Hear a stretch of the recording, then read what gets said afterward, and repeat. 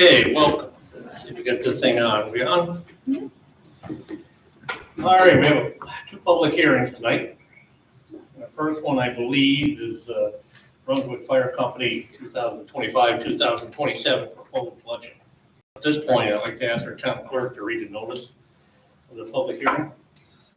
Notice of public hearing, Town Board, Town of Brunswick. Notice is hereby given that a public hearing will be held by the Town Board of the Town of Brunswick, Rensselaer County, New York, at the Brunswick Town Office located at 336 Town Office Road in the Town of Brunswick, New York, on November 14, 2024 at 6:30 p.m. for the purpose of considering the matter of contracting with the fire company skipped a line. Brunswick Fire Company Number 1 for fire protection to be furnished by said Brunswick Fire Company Number 1 incorporated to the fire protection district established in said town of Brunswick and known as the Brunswick Fire Company Number 1 Sickaway Fire Protection District as follows. For the fiscal year commencing January 1, 2025 at a cost not to exceed the sum of $547,863. For the fiscal year commencing January 1, 2026, at a cost not to exceed the sum of $575,313, and for the fiscal year commencing January 1, 2027, at a cost not to exceed $586,916. All persons interested in the matter shall be heard at such time and place, dated October 16, 2024, by order of the Town Board, Town of Brunswick. Okay, thank you. Gentlemen, John, you want to get up and give us a little presentation? Mr. Minnell, sir. I'd like to note also that the public notice was posted in the Eastwick Press on the town website and the town bulletin board. Good evening, everybody. John Minnell, I'm in charge of the fire company. So, as you know, we had a good lengthy conversation about the increase in the budget, and you usually ask us to kind of hold the line, which we usually do. I did go back and look at all the budgets that at least that I've been in front of you for over 25 years. And on average, we're usually just around 2% for all the 3 years we usually come in with. This one, we did come in obviously higher. And some of the things that I noted here in our conversation, the last budget we came in with, we came in just before COVID really hit. And nobody could really foresee the exponential increases in costs in just about every facet of what we do. Biggest factor to us is trucks. Our manufacturers are seeing increases of 40% just in a couple year time frame. The last pumper that we purchased would have gone up. If we had not signed for it when we did, alone the increase would have been almost $300,000. That truck that we bought at $700 would have been over $1 million. So that's one of the biggest costs that we face. As you know, we do try to strive for having the best equipment in the station. We try to keep our members as safe as we can with the newest technology. But we have some other hurdles along the way. We're looking at expanding and looking out for the health of our members with expanding our cancer awareness. Right? So we all know our assistant chief passed away this year.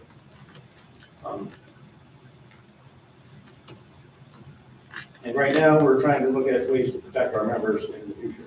So we have our chiefs that are driving around in cars with their gear in the open. And the new standard today is facing away from vehicles that have the gear in the cars that's unprotected but has carcinogens on it that increases your cancer possibility of cancer to a pickup truck or to buying some sort of ventilation system. They put that gear inside of that. They're not cheap for $10,000. So we have 3 vehicles that we would have to outfit this year. So one of the lines that you see that we had a big increase in is our apparatus fund. So we did put a few extra $1,000 in there to cover that, but it levels off for the few years after that.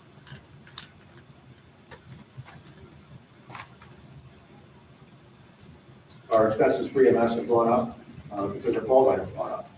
Last year was nearly a record year. We did 643 calls. So that was a record for us. And, you know, we have to outfit, you know, our EMS supplies. So that number goes up exponentially as well based on the call volume. And as I mentioned, every other cost goes up along with everything else due to COVID. And just year-over-year costs, our insurance rates have gone up. exponentially. So our garbage rates have gone up. There's nothing in this contract that has not gone up because of COVID or any other expense. Interest rates on the loans have gone up, so that chews into that as well. That's really about it. I mean, we did have one major upgrade that we did to the station, and that was paving of the parking lot. We originally put an estimate on that, cost of about $150,000. We actually bought in Wayne Bone Steel through Colliers at the time to look at that project. And as we were trying to develop it, we had a couple of the biggest rainstorms throughout the year, and we had water that was almost encroaching coming into the base. And we've never really had that in the past. So we had him come in, take a look at that design and engineering of the project, and he made some recommendations.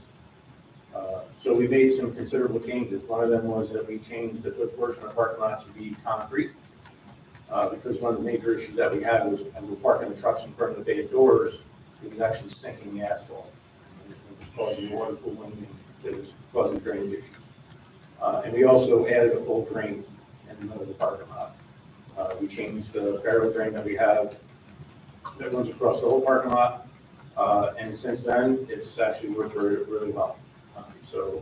But that did come at a cost, so the total cost of that project was about $220,000. But that's an investment in, well into the future of the fire company. That parking lot had not been paid, some of it was still original. So it needed to be done. And because of those extra costs, we had to reallocate some funds out of our truck committee fund, which we had to obviously replenish. We do have another truck coming in this year. And we have a sale of a truck that's going to Brunswick.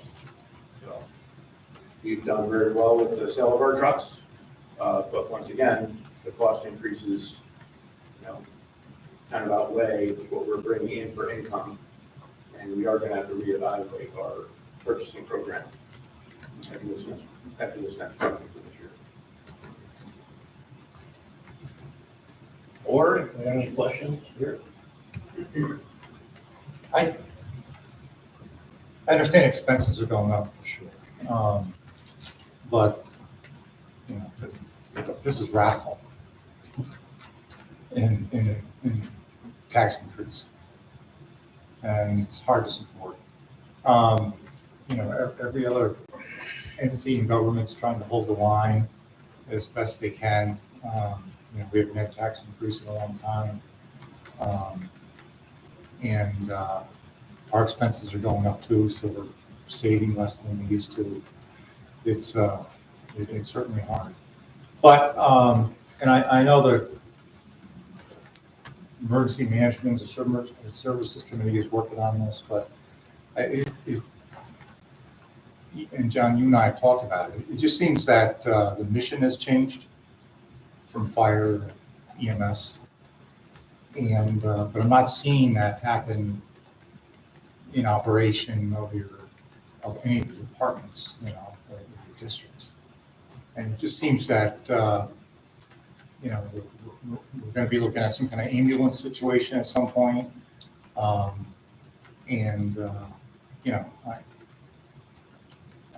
would certainly hope that we could have the fire districts and departments be able to in essence cut their budget to support the ambulance service. And to do that, it would seem that, from what I understand, it used to be kind of reversed, but now it's 80% EMS and 20% fire. But you still have the same amount of trucks and gear and et cetera. I've mentioned this ad hoc a lot of times.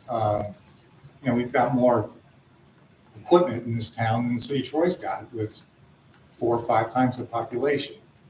It just seems we could do better in, sharing equipment. These trucks are just so expensive now. I finance a lot of them through my work, and it's just astronomical. Even for our highway trucks now, they used to be 200, now they're 350. It's just craziness. But I just think, with the committee, you just gotta look really carefully at how your business has changed and change the funding, and if you eliminate one truck, that's a huge budget savings, both on maintenance and future purchase. And if every entity in the town did that, I mean, that would be, each year probably would average $1 million, in savings. I applaud all the time you guys put in. I totally get it. I appreciate it huge. When I had a health issue last year, and there was 20 guys came from different fire departments, Mountain View and stuff. But we've got to change the basic mission of it, to match what the services are required now. And, I guess the fire has gone down because of better smoke detectors and building requirements over time. And it just doesn't seem that we've, seen emergency services kind of switch their mission a little bit to more the EMS side. So that's my comment. I've made the comment before. I think the only thing I would caution with that is, we go through testing with ISO, Insurance Services Organization. So we would have to have a really in-depth conversation about that, because that would affect homeowner insurance rates. The number of apparatus that we have, the number of members that we have, the water system, there is a huge factor with eliminating individual departments' resources if we do that. So we would have to really take a look at that, because while it might seem like we're saving, off of our budget, Right. and individuals' homeowners insurance, which we know insurance rates are going through the roof as it is. I know, I just I got just mine had at home. another child on to doing, Yeah. driving, and I got another one coming, so, I don't wanna pay It's for rough. insurance. And I have a hydrant that's right in front of my house. So, I think it's gonna be pay one way or the other way, but, we would have to look at that, because that would definitely affect everybody individually. The businesses in this town, I've talked about this before, I don't know if there's a better way that the town can do something with the commercial tax.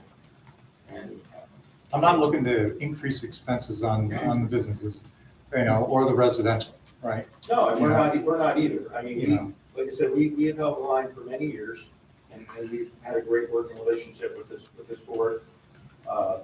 But, just as a point of reference, and I'll give you some numbers from some other neighboring districts that we have that don't come anywhere close to the call line that we do. East Greenwich Fire District, $1.1 million. West Sand Lake Fire District, $810,000. DeFreeseville and Linesville average $804,000. Clinton Heights, $804,000. Gable Park, $727,000. And none of them reached 500 calls for service. So we're doing a lot more calls for service, and we're doing it at what I consider to be a really good value that, and that's in total when we talk about our workers' comp and LoSAP, we're at $579. So I really believe there's a value there for what we're providing. Understood. I just, as I said, I wish you would look into that situation with the homeowners, and I've never heard offhand that if you eliminated one truck per district that was going to raise homeowner rates. Never ran into that. But Factors that are included in that, and resources such as apparatus does play a big part. again, you've got however many trucks at your station, 4 or 5, and there's another 4 or 5 right here. We're 2 miles apart. Oh, we have 3. Yeah. Uppers and we have a tower. So, And that's always been our philosophy. you know, Our philosophy has been that we have the tower truck. agree with that. Eagle Mills has the tanker, Center Brunswick has the rescue, Mountain View provides the fast team, as a rescue truck. We all have our Specialties. duties and specialties that we do. And as you saw firsthand at the fire at Eagle Mills, everybody has to come together, everybody's gonna chip in. Depending on what time of day it is, you need members from every single department, you're gonna need all those resources. Absolutely. Understood. Anybody else? Is anybody from the public? Any questions?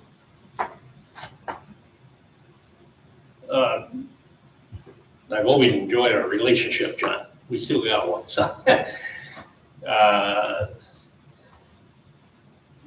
Back and forth. My situation, my take here is crazy, the price of everything going up, and I understand it. I really do, and you do too. We gotta give you what you need, and I think we're up to a couple $1 million maybe. But my question, my situation, or a challenge I wanna give to the Public Safety Committee, and I think you guys are all gonna agree with me, we can keep funding this and get you up to 900,000 if you want. But when the fire calls come in, we gotta have the truck rolling out of the buildings. And today, as you know, at Harrington Farms, we had a call come in as a structure fire. And when I hear a structure fire at a dairy farm, I've seen a lot of them. That's kind of darn scary. What happened was, it was a grain dryer. We got coveralls. I was out in the yard. The dryer caught on fire. Could have caught the structure on fire. But the call went in as a structure fire. And my concern, and I'm not holding against anybody, you guys can all agree, we've got the equipment. The challenge is the people, and that's a big challenge. I got an order here. I used to have 2 Center Brunswick firemen on the highway. I got 1 now. And I said, if you hear structure fire, I don't care where you are, don't go punching out. Get over to that firehouse. Kid was over there in full gear today, standing in front of a firehouse with a structure fire, and there's nobody to drive the truck. The kid's standing there. He's going to hitch a ride, I think, to the farm, And I'm not being wise, but we got 2 state police cars, quick. We got a Mohawk 5 ambulance unit there.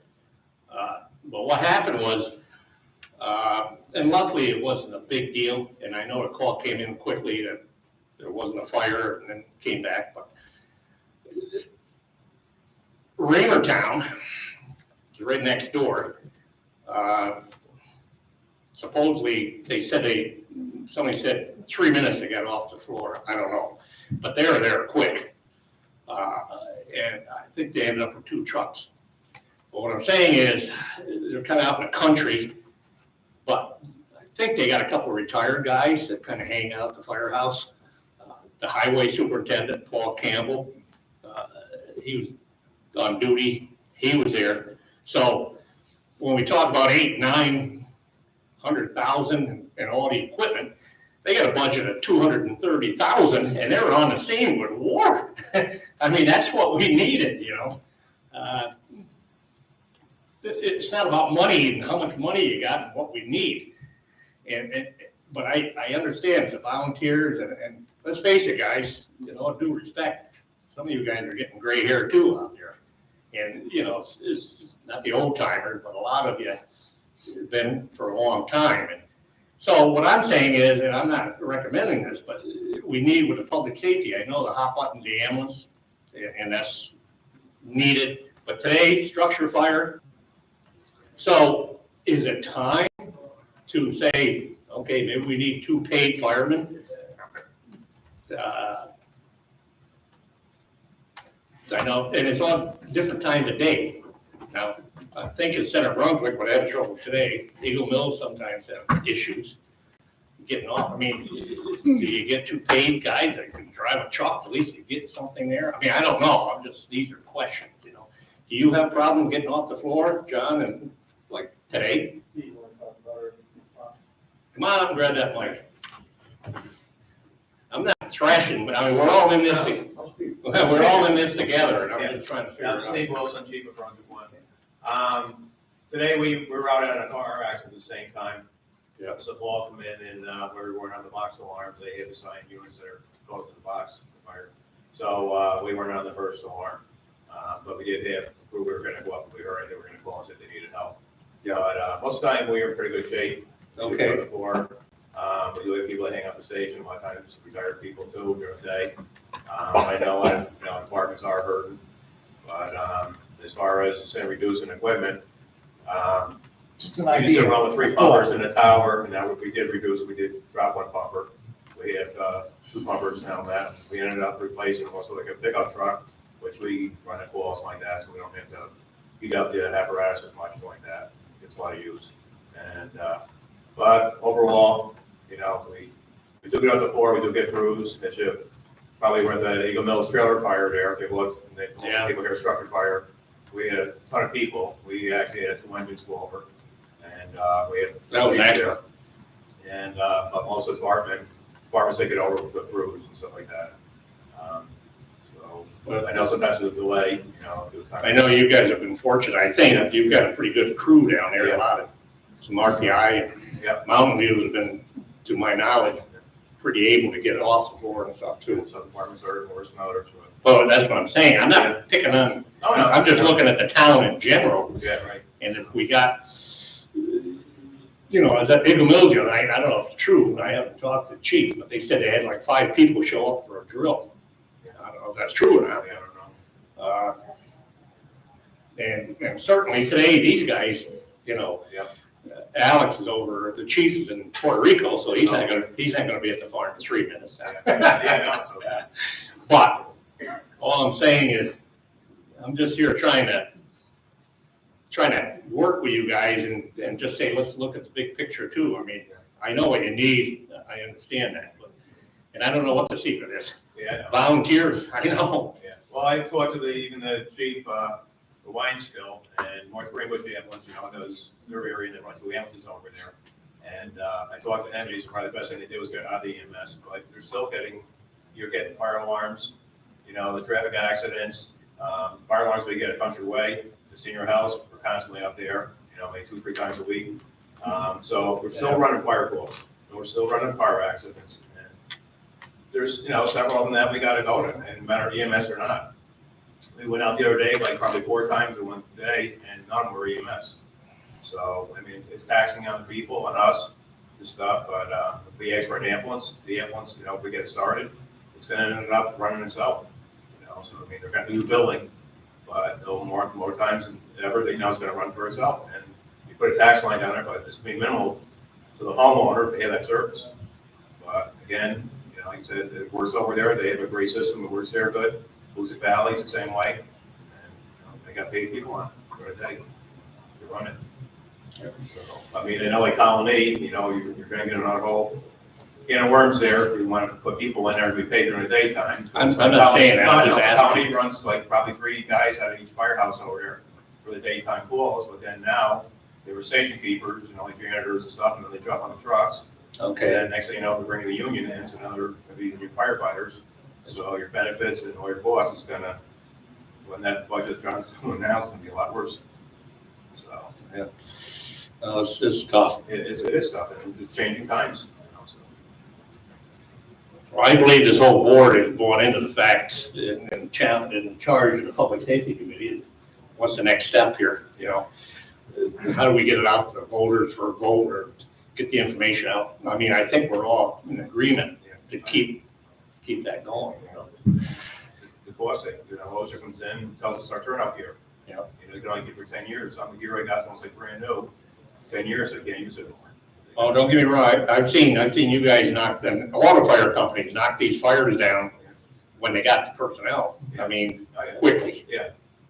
And that trailer thing could have been a disaster too, So so. one from one to the other, so. That poor kid was just lonely standing over there in full gear. Yeah, I agree with that. Maisie was gonna give him a ride up. Yeah, there you go. All right, we good? Okay, yeah. Anybody from the public? Now I'll entertain a motion to close the public hearing. Yes. Can I have a second? Yes. All in favor? Aye. We good there? Where's the- All right, we got another public hearing. This is on Mountain View, 2025, 2026, and 2027 budget. You want to read notice of public hearing?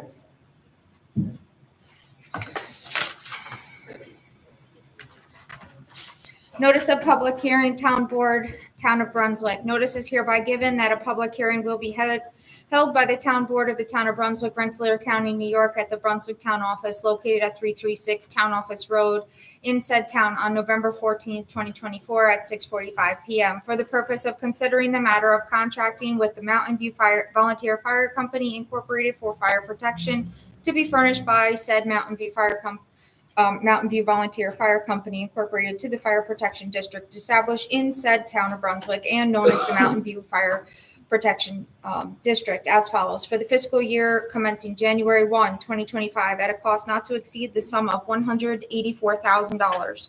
For the fiscal year commencing January 1, 2026, at a cost not to exceed the sum of $184,000. And for the fiscal year commencing January 1, 2027, at a cost not to exceed the sum of $184,000. All persons interested in the matter shall be heard at such time and place, dated October 16, 2024, by order of the Town Board, Town of Brunswick. This notice was published in the Eastwick Press, the Town Bulletin Board, and the website. Thank you. Jimmy or somebody? Oh, man, I can thrash you, my friend. Yeah, sure you can. I'm gonna take it easy on Jim. Yeah, for those of you that don't know. You want to tip that up a little bit? For those of you that don't know me, my name is Paul Richardson. I'm the chairman of the board of directors at Mountain View, longtime veteran of the fire service. Just a couple of things before I start. Jimmy, to your point, and John mentioned it, we do a great job in this town of sharing services. We don't have two ladder trucks in the town. We don't have two fast teams. Center Brunswick now is gonna be stepping up with their heavy duty rescue coming in. So, that's always a good thing. Like Brunswick One, we're downsizing. We're right now considering the sale of our rescue truck. And we're gonna be running a tanker and a pumper and our first response truck. That being said, address the other issue at the public safety meeting, aside from the ambulance that we talk about constantly, we've been doing it for 35 years, 40 years we've been talking about it. We also talk about recruitment and retention. It's not like it used to be when a lot of us came up.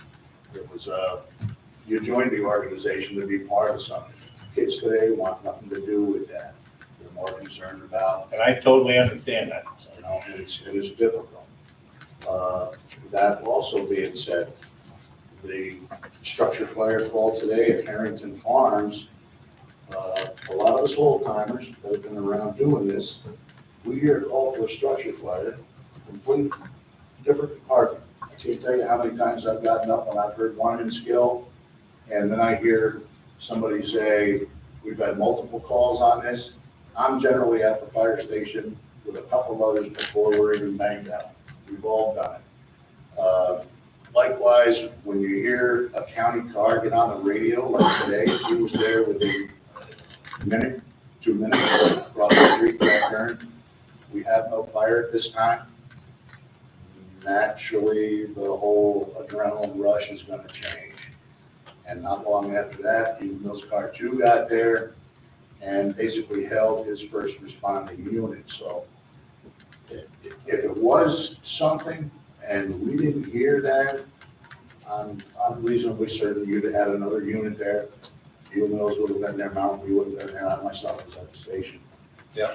But anyways, a lot of that being said, I hope that addresses some of the comments that you had. John covered it pretty well, Steve covered it really well. And that's what I was real comfortable with. But over here, there's nobody, Yeah. even if they backed it down. I don't know if And anybody was coming to that's the drive. thing, I gave up my EMT spot years ago, but I can't tell you how many times I've sat at the fire station in the first response truck waiting for an EMT. It's hard for us, but, and we understand, you being on that side. Believe me, Bill, we were up there, all of us were up there the last time you invited the town, and the county up for a fire, so. Oh, yeah. We'll be there again for you. I don't know. Okay, so John covered it really well. Everything is outrageous.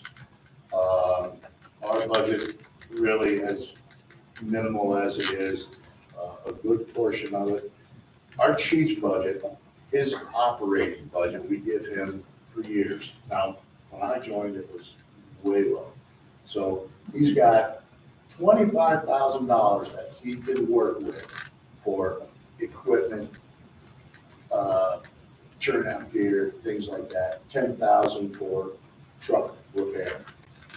This year, we gave him a little bit of a boost. Well, we gave him those same numbers, but we gave him additional 6,500 for truck repairs. Well, that's blown right out of the water. We sent one truck over for brakes, airlines, and it was an $11,000 bill. It's outrageous.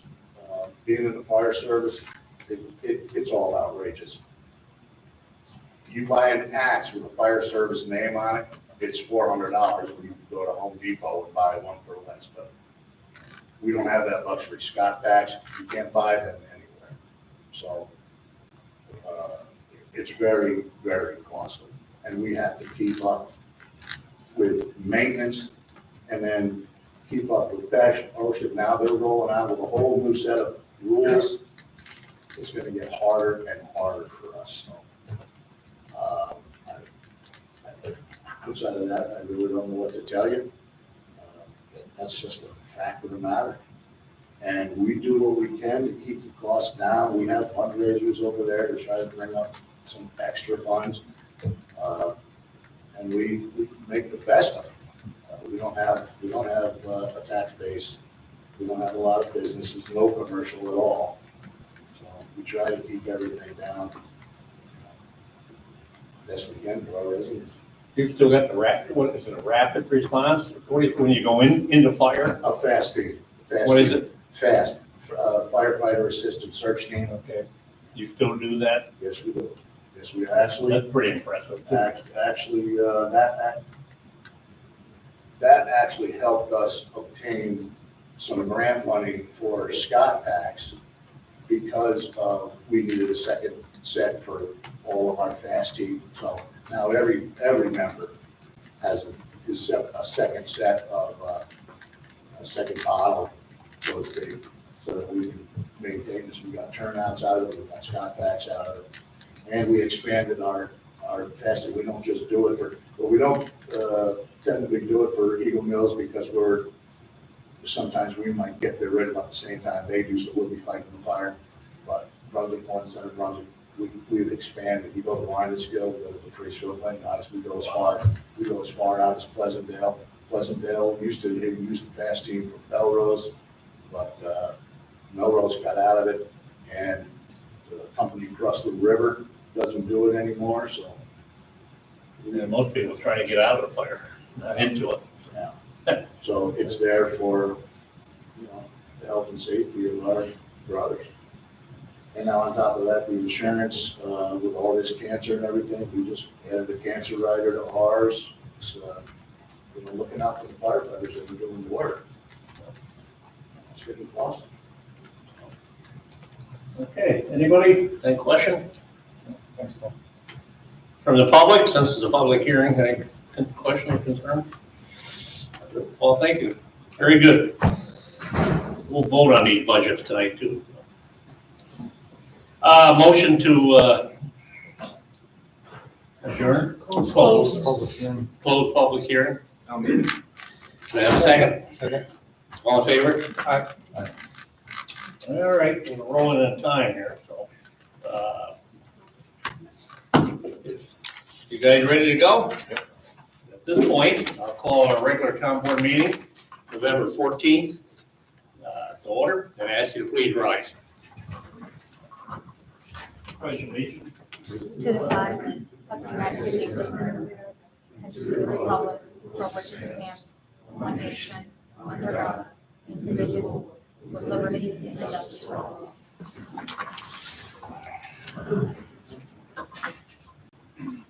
All right, gentlemen, minutes of previous meeting. Would be the bid opening at 11:12, or the public hearing at 11:07, and our town board meeting. Motion to approve. Do I have a second? I'll second. All in favor? Aye. Report by elected officials and department heads. Town clerk report, Rebecca. So for the month of October, the clerk's office total income is $11,944.33. $4,960.07 will be paid back to Department of Health, Ag and Markets, the DEC, and State Comptroller for bingo. And the remaining $6,984.26 will be remitted to the supervisor's office.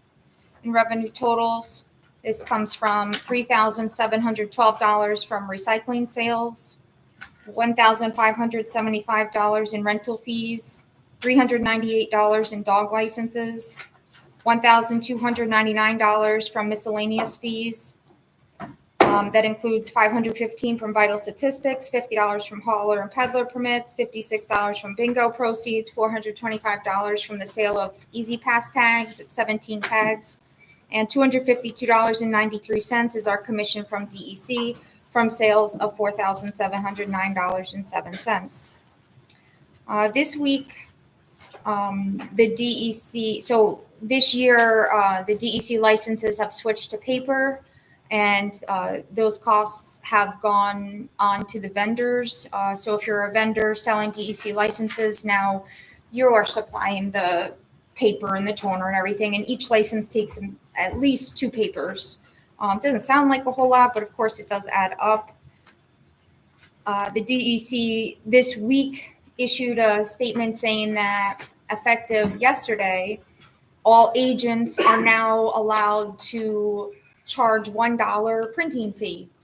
So now when we check out our customers, we ask if you have an email address, because it'll automatically be sent to your email, and of course we print it. But I can't get behind charging $1 when now we're at the end of the hunting season and everybody's gotten their licenses all this time for no charge, and then suddenly they want us to charge $1. It is optional, and I spoke to Phil, and we agreed that that's not acceptable. If they wanted to charge $1, I think they should have worked it into the commission, but here we are.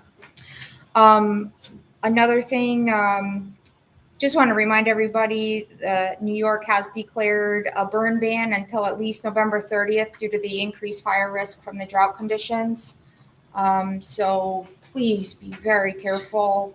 On Saturday, if everyone woke up and went outside, you may have noticed it was hazy and it smelled like your neighbor's house was on fire. Unfortunately, that came from what's happening down southern and western New York.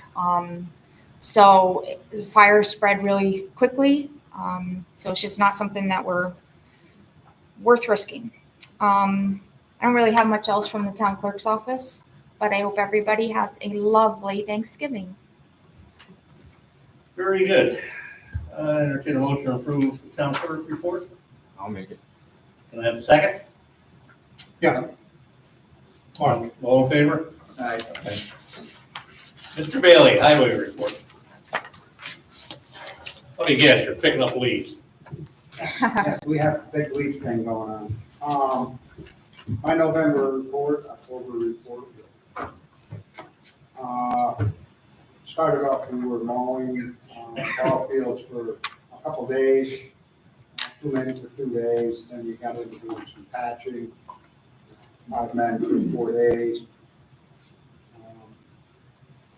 We had one day for one guy pulling different dumpsters, some different materials.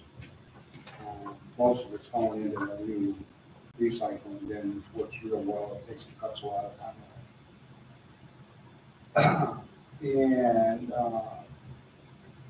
we had 2 men for 4 days picking up bag leaves. That goes on while we were doing leaf sand, while we were doing brush. Meantime, Kevin had a couple of guys starting to put trucks together. So there's 2 men for 7 days putting trucks together with snow plows and such. We normally start brush pickup on the middle of the month. So we did 3 days of that, and all of a sudden we got into paving trails for old roads. So we spent 3 days doing that. So our brush pickup got cut off, and we were just starting to get ready to start picking that and finishing up the season. John Spiak was out on roadsides for 3 days. The two big projects for this month was paving Carroll's Grove Road.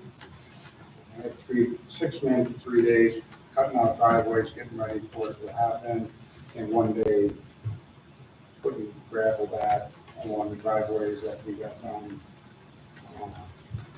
Carroll's Grove took us 3 days to do, 2,800 on the blacktop.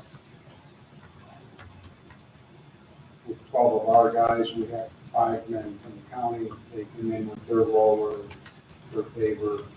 Helps so much beyond knowing how much it helps having the county do it. Town of Grafton supplies a few trucks, Pittstown supplies a few trucks, Town of Berlin did, and the county did. So we have a whole flock of trucks coming in there, sometimes 30 trucks coming in. Dave, Anthony, and Kevin do a lot of the figuring out what's going on all the time. They'll start 2-3 days in advance, trying to get the plan on get the road ready, getting everybody moving together. It's quite a thing to see the organization that Kevin has to go through to get that done. So it's a lot of compliments to my crew, to the county, and to the other counties that help us out. This shared services, just absolutely excellent. It came out perfect, beautiful. We did 2 miles out in the country. The road looks nice, and the cost was blacktop, basically, so a little bit later. Nice. Huge savings for the county. You guys should compliment the county and the county to talk to the leadership on that. In return, we at Brunswick County asked to use a couple of trucks to haul pavement. We gave them that. The town of Pittstown had a couple of culverts that were plugged up, so we only backed up and a couple of guys to do that.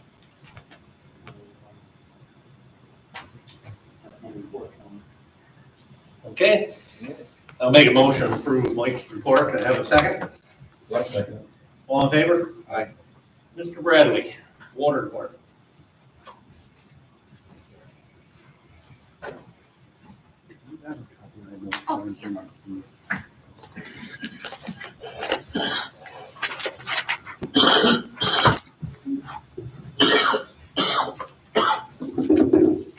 Good evening.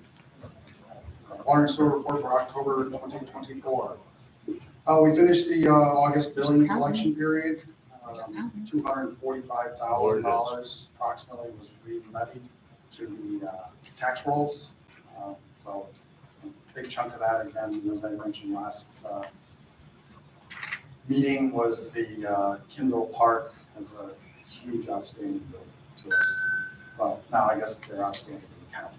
So, and they completed that portion of it, and the second piece of it they'll complete in the springtime. They had other obligations, so they did finish it this season. The plans and specifications for the Vanderhyde Reservoir reconstruction, that's out to bid right now. The bid opening date is November 21st. We have a few different inquiries into that. So, you know, it will be interesting to know, you know, what the cost comes into, what the cost is, I should say. Our first phase, the lead and copper service line inventory has been completed. We sent out a mailer to ask people to take pictures of their service inside their house. That's now out there. We're getting responses to that. You know, the tech savvy people are just getting the survey done and getting the pictures to us. People who are not so tech savvy are giving us a call and we're setting up appointments to go out there. This is just a continuing effort to comply with this new rules that they have out there, and be ongoing until we've identified every single service and removed every single lead or galvanized service that's out there. Right now, it looks like we actually have about 143 unknown lead or unknown services. So that's not terrible, you know, but you know, there's the continued documentation to support, you know, the work that I had Vinny do as far as looking at all our previous documentation and everything else. because we use previous documentation, but the EPA won't just accept records. So you have to do some follow-up to that. So that's the reason for this survey going out there, so that we can follow up. Been working to complete the municipal stormwater program updates. Like I said, last meeting, there's an interactive map online. If anybody's interested in knowing what the outfalls are, what the stream classifications are and stuff, go to our website and it's there for people to click on, and it'll bring up different layers of wetlands and all that great stuff. We had a health department annual inspection just 2 weeks ago now. And one of the things that was noticed, our 2 million gallon storage tank does need to be painted. We haven't done an internal inspection recently, so we need to do an internal inspection. Last time we did this, there was some deterioration on the roof structure on that. So definitely have to look at going forward painting the tank, and then potentially, depends on what the interior inspection shows, whether or not we need to do some structural rehab of that tank. And then, like I say, the complication there that I put a note down here, complication of the 70s was very common for them to use a lead-based primer paint, which then requires you to scaffold, cover, sandblast. It takes a specialized firm like what you see on the bridge work out there. So that's all I have. Did I miss it? Did you mention a dam? Oh, the dam is out for a bid, I'd say. The first part of it, phase 1. Yes, the phase 1. We got the water lines the valves are all in on the lower side. They're not tied in. We put that out to bid. That was awarded for $400,000. Correct. Yes. Right. And it's been completed Well, it's not. It's 3/4 of the way. It's, a little over half the way. It's Half the way, okay. So it's enough so that we can, coordinate. The contractors won't be working over the top of each other at this point, if they want to start the spillway programs, spillway rehab in the spring. People are staying pretty dry. I think going to have water back in it for the town, for the beach. Well, last time we did this, it took about 3-4 months for it to reach. I remember. It wasn't too terribly bad, but it's been Pretty dry. Dry, so, but the water's still flowing out of there. It's pretty amazing. There's a pretty substantial aquifer feeding that place, so there's still a good flow of water going out there. Can't open the beach, of course, I'm going to blame you, Oh, yeah, of course, so. Not me. Yeah. That will be all right. All right. Thank you, Bill. Any questions? Entertain a motion for Mr. Bradley's report. I'll make it. Do I have a second? All in favor? Aye. Superintendent of Utilities Inspection, Michael McDonald.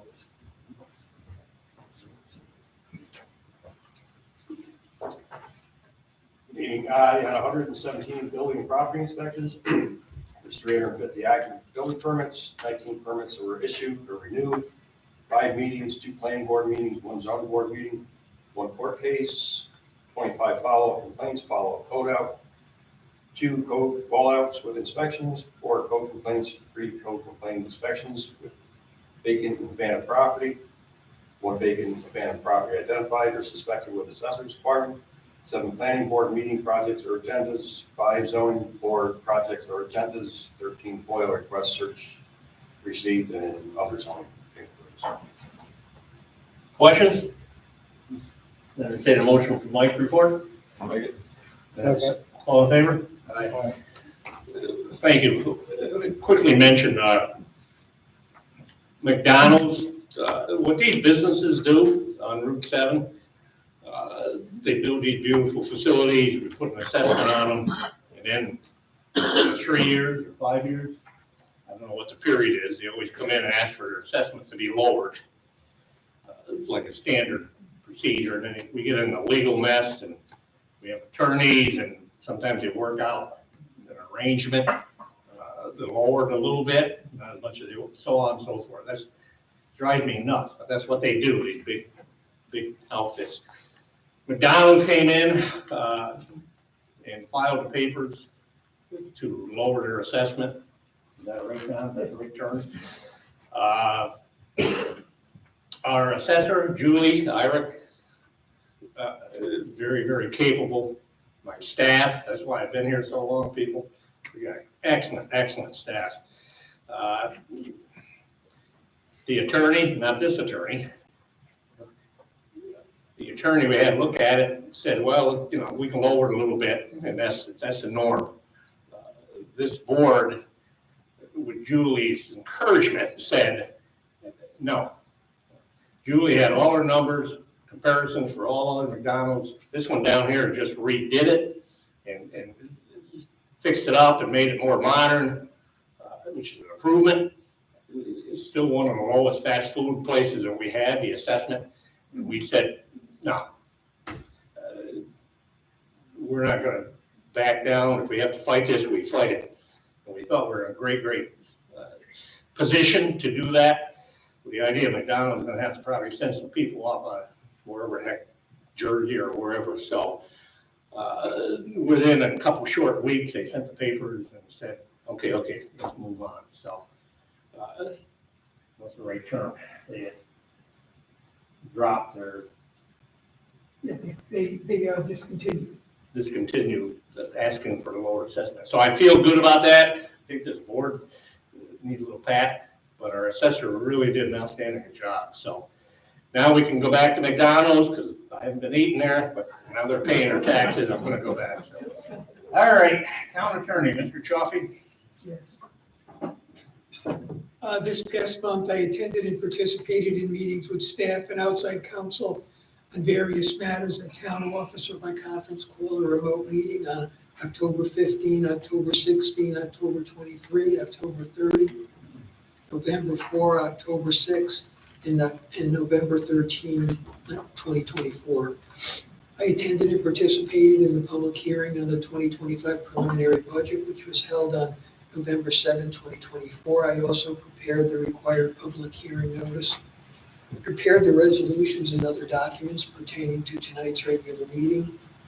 Earlier this evening, public hearings were held on successor fire protection agreements with the Brunswick Fire Company Number 1 and the Mountain View Volunteer Fire Company pertaining respectively to the Brunswick Fire Company Number 1 Fire Protection District and the Mountain View Fire Protection District for the fiscal years 2025, 2026, and 2027.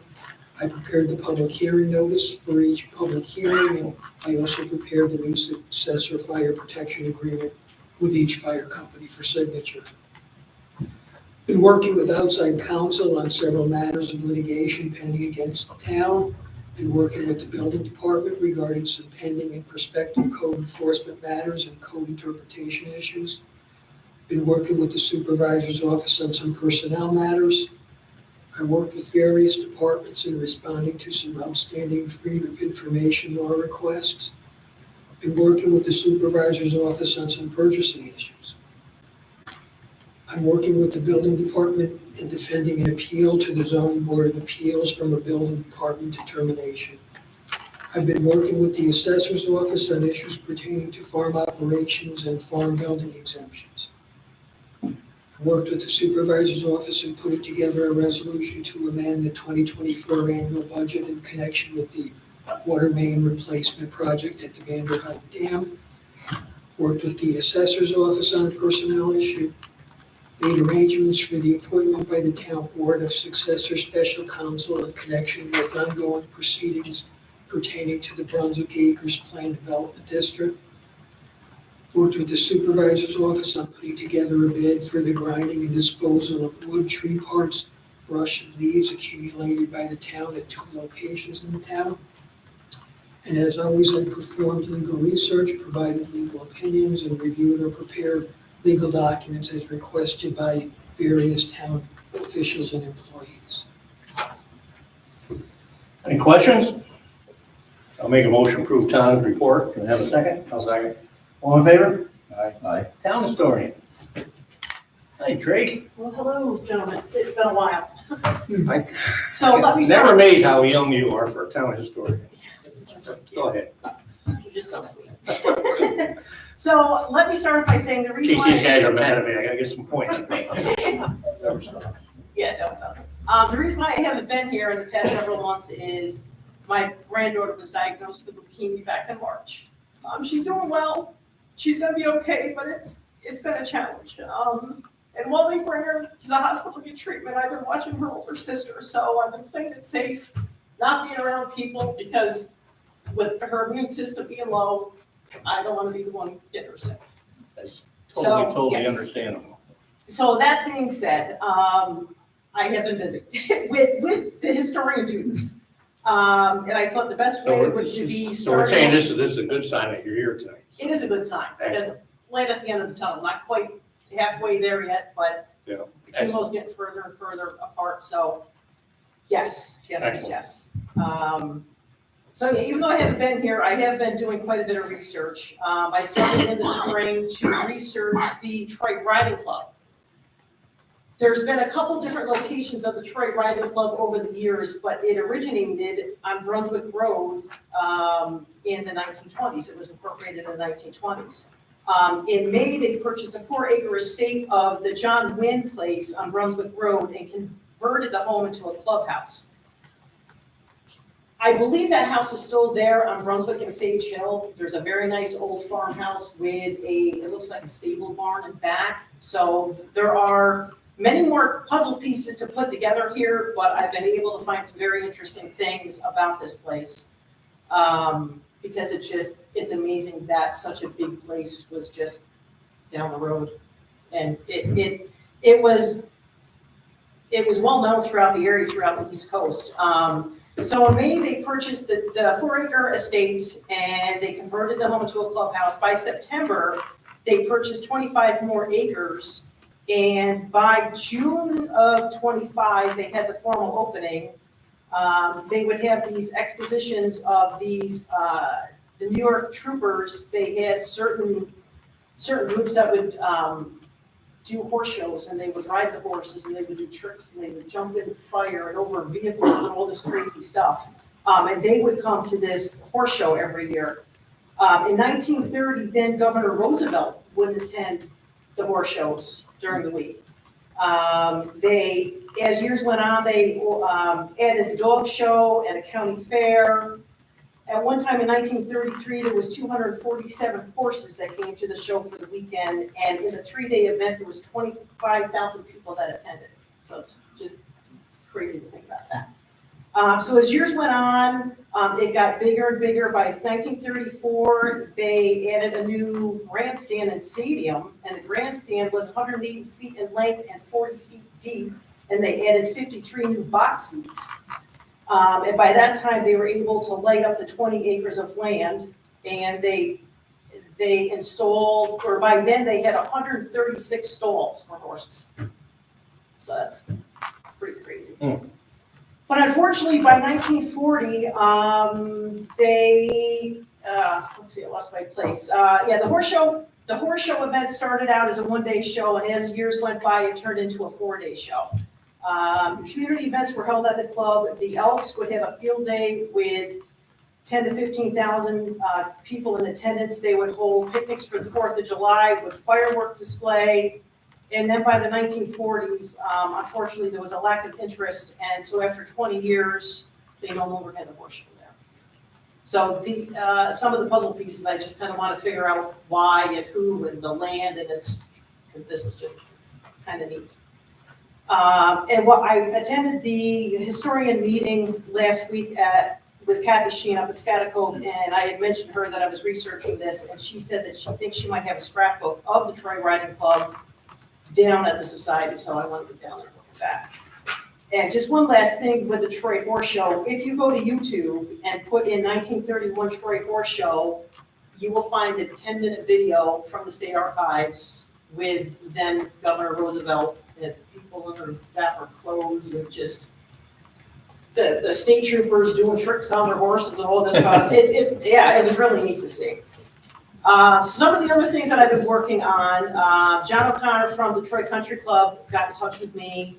They are doing a centennial book for their 100-year anniversary, and he wanted to know who owned the land before the country club purchased it. So I was able to, between looking into tax books and some other things, I was able to let him know who owned the land. So that took quite a while to get that done. And then I was getting ready for the annual walkthrough. I was looking into the Hollister family. The Hollister family is one of the better known people in the cemetery because unfortunately, their statue was the one that's missing a head and arms that people tend to go to think it's, something weird's going on, but it's not. So he was a very well-known. Still bleeding, isn't it? No, it's Oh, never bled. Sorry. Never bled. No. He was. check that. Don't encourage the craziness. He was a well-known wholesale grocer in Troy, and that is the only lot in the cemetery that has a circular pattern because all the family members, it's laid out in a circle. So that was very interesting.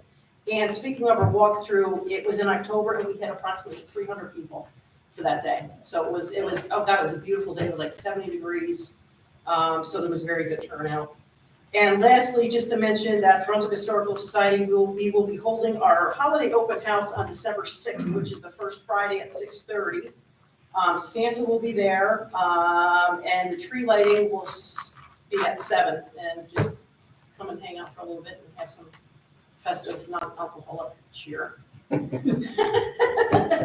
So that's all I got. Excellent. Any questions? Okay, thank you. Nice to have you. Entertain a motion for Tracy's report. Yes. Second? Aye. All in favor? Aye. Recycling, Mr. Ansker?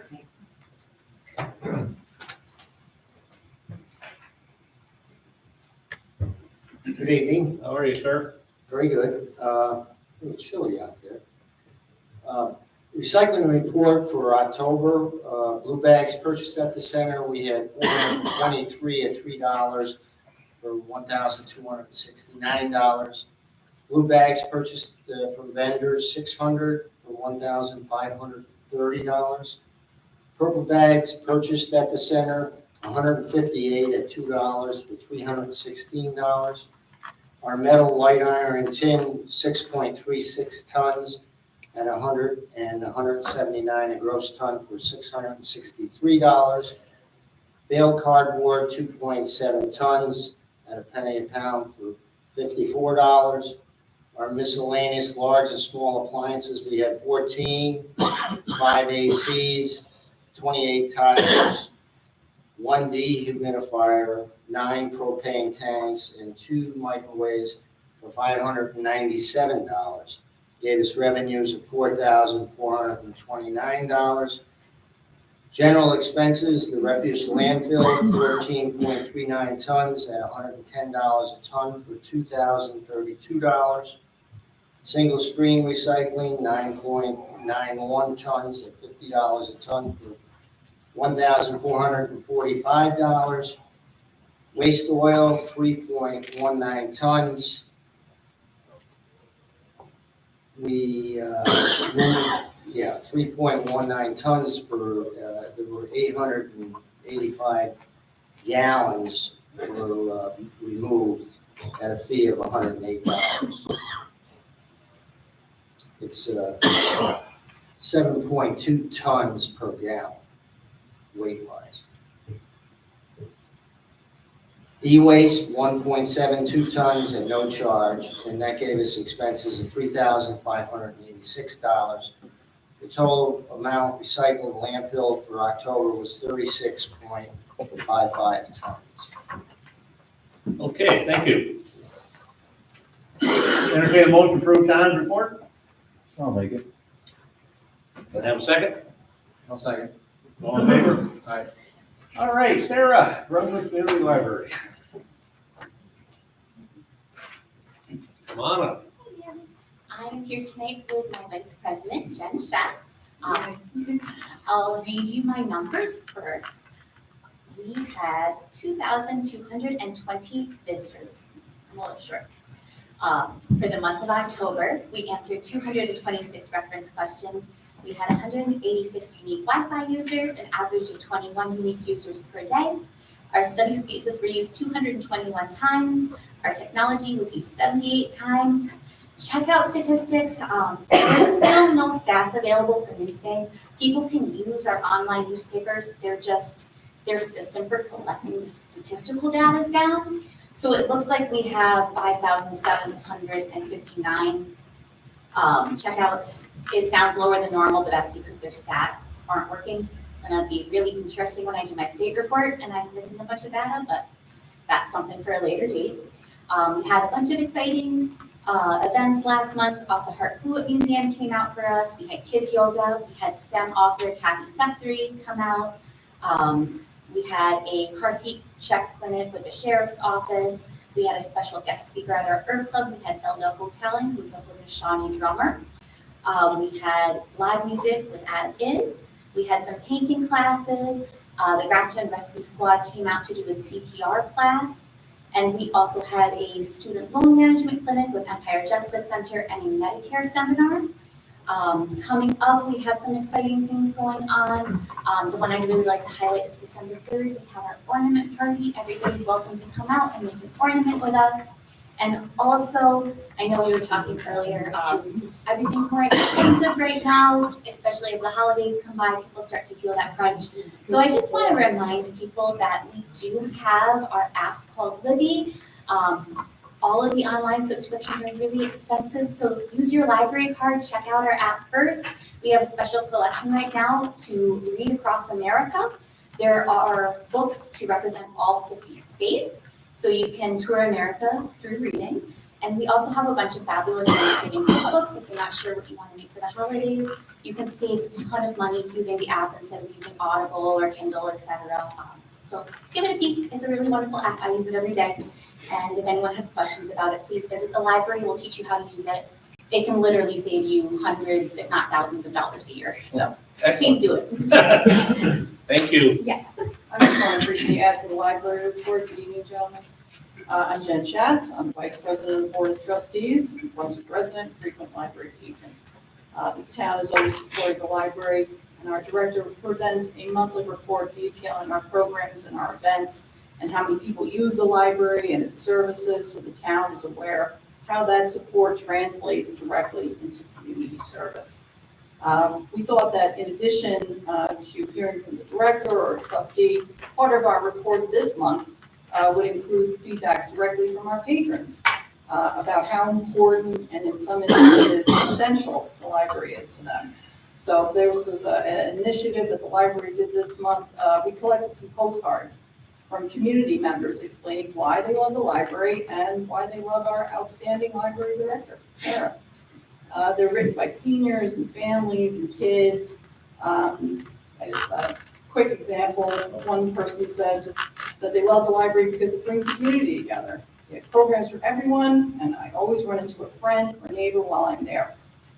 That feels like home in the best way. Thank you for making my life a little more pleasant every time I stop in. And I thought this was a really good one. This guy likes the library because it has blocks to build with, which is very important for the kids in our community. I'd like to hand these up to your clerk and make them a part of our report this year. I hope you do get a chance to review some of these. They really show how vital the library is to this town. I'll read each and every one. Great, thank you. I think some might have art on them. There might be some pictures, yeah. Thank you. Excellent. Thank you, ladies. Entertain a motion to approve the library report. I will. Can I have a second? Yep.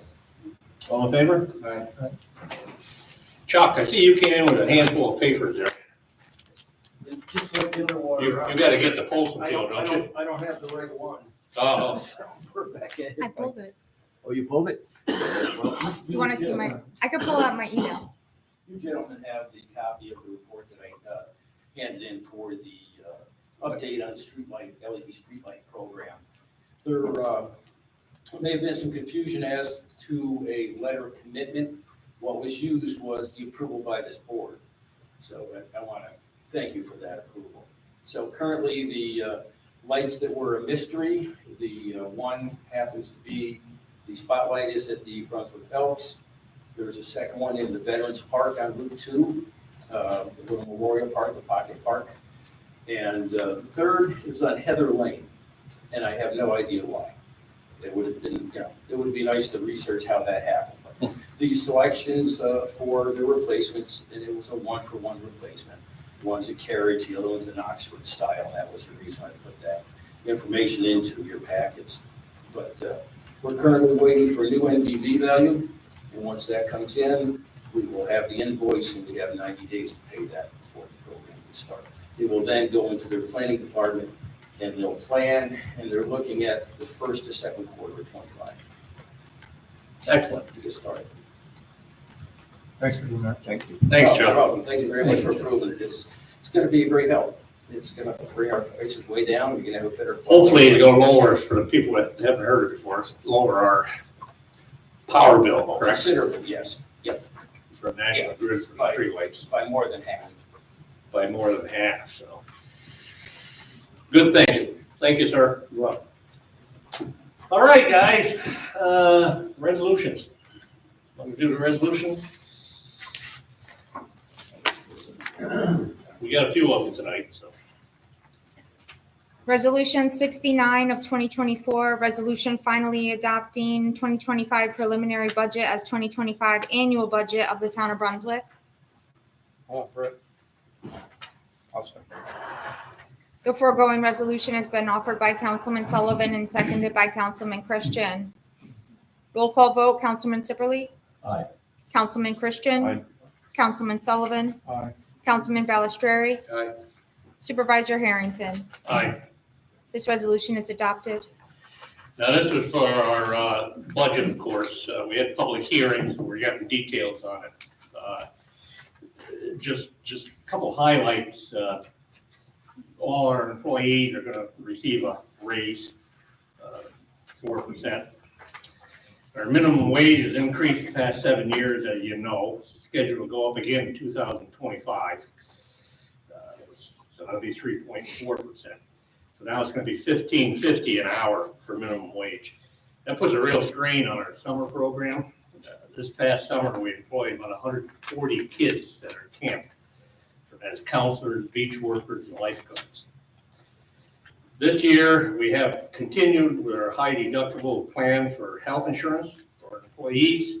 The high deductible plan has helped keep our health insurance down, and the monthly rates increase is going to increase for 2025.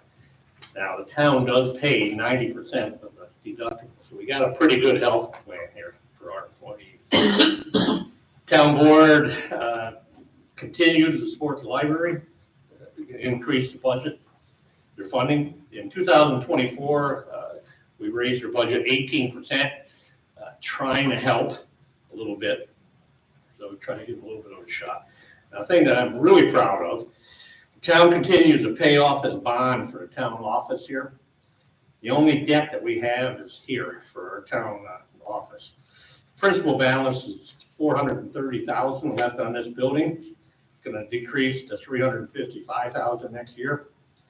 Back in 2025, we refinanced for lower interest rates, and so far this saves us about $57,000 by doing that. So we try to watch what we do too. I want to acknowledge our controller, Becky. As I said, our staff is unbelievable. This young lady is excellent with numbers, and the town is not a small business anymore. She does an outstanding job. And as you know, Mr. Polino is still here, but he's down to 2 4-hour days. So he works 8 hours a week, but I kind of keep him around because he's done the budget with me for 30 years. So he's got the history of the budget, but with his past history and Becky and the town board and the staff, we've been doing pretty good. And what's this, 26 out of 31 years, something like that? We haven't raised taxes. So that's a good thing. So, right? I can be like Trump and throw numbers out. So what the hell support for him? Okay. What's the next resolution? Resolution 70 of 2024, resolution approving agreement with the Brunswick Fire Company Number 1 Incorporated. I'll offer it. I'll second. The foregoing resolution has been offered by Councilman Sipperly and seconded by Councilman Christian. Roll call vote, Councilman Sipperly. Aye. Councilman Christian. Aye. Councilman Sullivan. Aye. Councilman Balistrary. I abstain. and Supervisor Harrington. Aye. This resolution is adopted. Thanks, gentlemen. Resolution 71 of 2024, resolution approving agreement with the Mountain View Volunteer Fire Company Incorporated. I'll offer it. Second. Jimmy got it. Second. The foregoing resolution has been offered by Councilman Balistrary and seconded by Councilman Sullivan. Roll call vote, Councilman Sipperly. Aye. Councilman Christian. Aye. Councilman Sullivan. Aye. Councilman Balistrary. Aye. Supervisor Harrington. Aye. This resolution is adopted. Thank you. Resolution 70, If I could just one second. Tom, we have to remember if we'll stay around, right? Sign Yes. those? I have them right here. Okay, good. We can get started if you All want. right, good. Resolution 72 of 2024, resolution designating and appointing special counsel to the town board in connection with ongoing proceedings pertaining to the Brunswick Acres Plan Development District. I'll offer it. Second. The foregoing resolution has been offered by Supervisor Harrington and seconded by Councilman Sullivan. Roll call vote, Councilman Sipperly. Aye. Councilman Christian. Aye. Councilman Sullivan. Aye. Councilman Balistrary. Aye. Supervisor Harrington. Aye. This resolution is adopted. Resolution 73 of 2024, resolution fixing and establishing salary of town employee. I'll offer it. I'll second. This is for Mr. McDonald, our building and code enforcement. Chuck moved on to over to Polson Kill and put a little bit more work on his gentleman, so we're trying to compensate him a little bit more for that. Just a little bit like. The foregoing resolution has been offered by Supervisor Harrington and seconded by Councilman Christian. Roll call vote, Councilman Sipperly. Aye. Councilman Christian. Aye. Councilman Sullivan. Aye. Councilman Balistrary. Aye. Supervisor Harrington. Aye. This resolution is adopted. Resolution 74 of 2024, resolution directing re-levy of unpaid vacant building registration fees. I'll offer. Second. The foregoing resolution has been offered by Councilman Christian and seconded by Councilman Sullivan. Roll call vote, Councilman Sipperly. Aye. Councilman Christian. Aye. Councilman Sullivan. Aye. Councilman Balistrary. Aye. Supervisor Harrington. Aye. This resolution is adopted. Resolution 75 of 2024, resolution appointing and fixing salary of temporary town employee. I'll offer. Second. The foregoing resolution has been offered by Councilman Christian and seconded by Councilman Sullivan. Roll call vote, Councilman Sipperly. Aye. Councilman Christian. Aye. Councilman Sullivan. Aye. Councilman Balistrary. Aye. Supervisor Harrington. Aye. This resolution is adopted. This is our assistant in the assessment department. Had a health issue, and we're hoping she's gonna get back, but it's coming in a busy time, so this is just for part-time position. Resolution 76 of 2024, resolution appointing and fixing compensation of town employee. I'll offer. Second. This is for, go ahead and vote on it, go on. The foregoing resolution has been offered by Councilman Christian and seconded by Councilman Sullivan. Roll call vote, Councilman Sipperly. Aye. Councilman Christian. Aye. Councilman Sullivan. Aye. Councilman Balistrary. Aye. Supervisor Harrington. Aye. This resolution is adopted. This was for our dog control officer. The dog situation is getting more and more challenging. I am absolutely thrilled, with a little help from Mark Shipley, because he knows important people. We were able to talk Vicky Burdick. Vicky's here. Vicky, just stand up for a minute. Not to put you on the spot, but Vicky lives in Grafton. She's a dog control person for Grafton and also Petersburg, correct? Drives school bus on the side.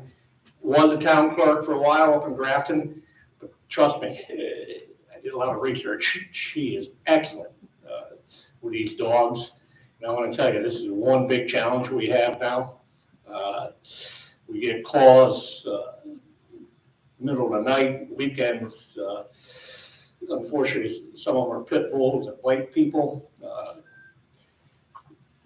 These vet clinic, we have a contract, but it's getting more and more challenges. The minute somebody says bite, they don't want to take them. So we have issues where the dog's got to be confined. You get a car accident and there's a dog in the car. Thank you, Vicky. Vicky is going to be outstanding, and she's agreed to come down here and help. So I'll probably get yelled at from Ingrid and everybody up in Grafton for bringing you down here, but what the hell? Yeah, there you go. I appreciate that. So thank you. All right. Resolution 77 of 2024, resolution rejecting all bids purchase of used vacuum street sweeper. I'll offer. Second. Foregoing resolution has been offered by Councilman Christian and seconded by Councilman Sullivan. Roll call vote, Councilman Sipperly. Aye. Councilman Christian. Aye. Councilman Sullivan. Aye. Councilman Balistrary. Aye. Supervisor Harrington. Aye. This resolution is adopted. Resolution 78 of 2024, resolution amending adopted 2024 annual budget, water fund. I'll offer. Second. Foregoing resolution has been offered by Councilman Christian and seconded by Councilman Sullivan. Roll call vote, Councilman Sipperly. Aye. Councilman Christian. Aye. Councilman Sullivan. Aye. Councilman Balistrary. Aye. Supervisor Harrington. Aye. This resolution is adopted. And last but not least, Resolution 79 of 2024, resolution approving and authorizing supervisor to execute 2025 municipal shelter services agreement. I'll offer. Second. The foregoing resolution has been offered by Councilman Christian and seconded by Councilman Sullivan. Roll call vote, Councilman Sipperly. I just have a quick question. Us entering into this doesn't in any way preclude us from having another. It's not exclusive. It's not exclusive. Aye. Thank you. Councilman Christian. Aye. Councilman Sullivan. Aye. Councilman Balistrary. Aye. Supervisor Harrington. Aye.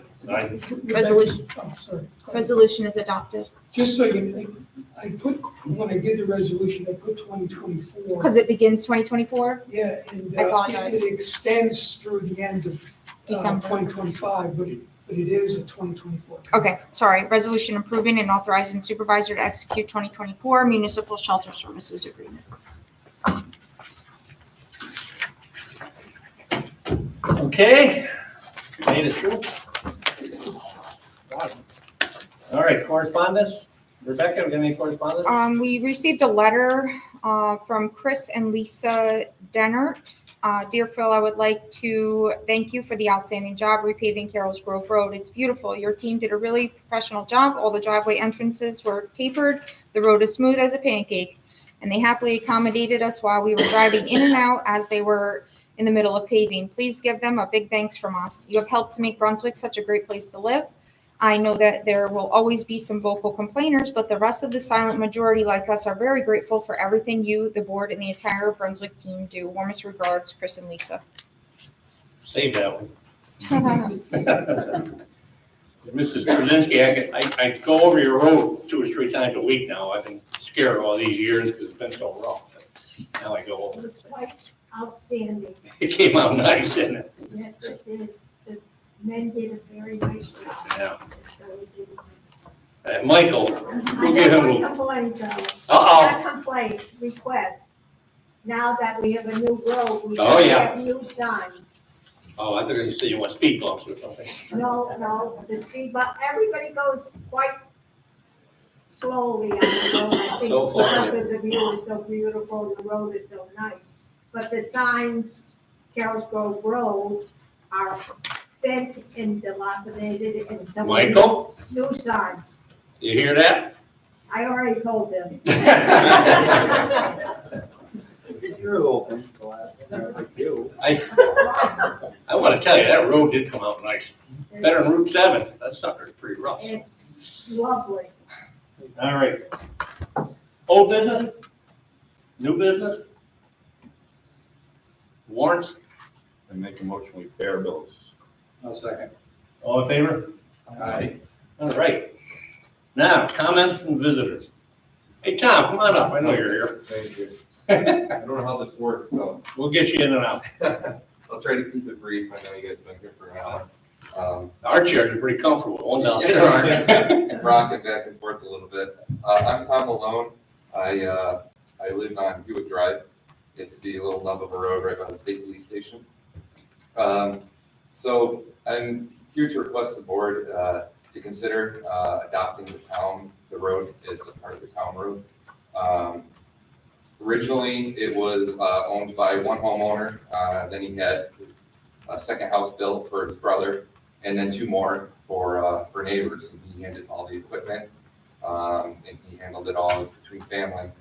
At this point now, it's all strangers. I mean, we're all neighbors, but it does fall solely on me as a homeowner, which is fine. I mean, I bought the house knowing that, so.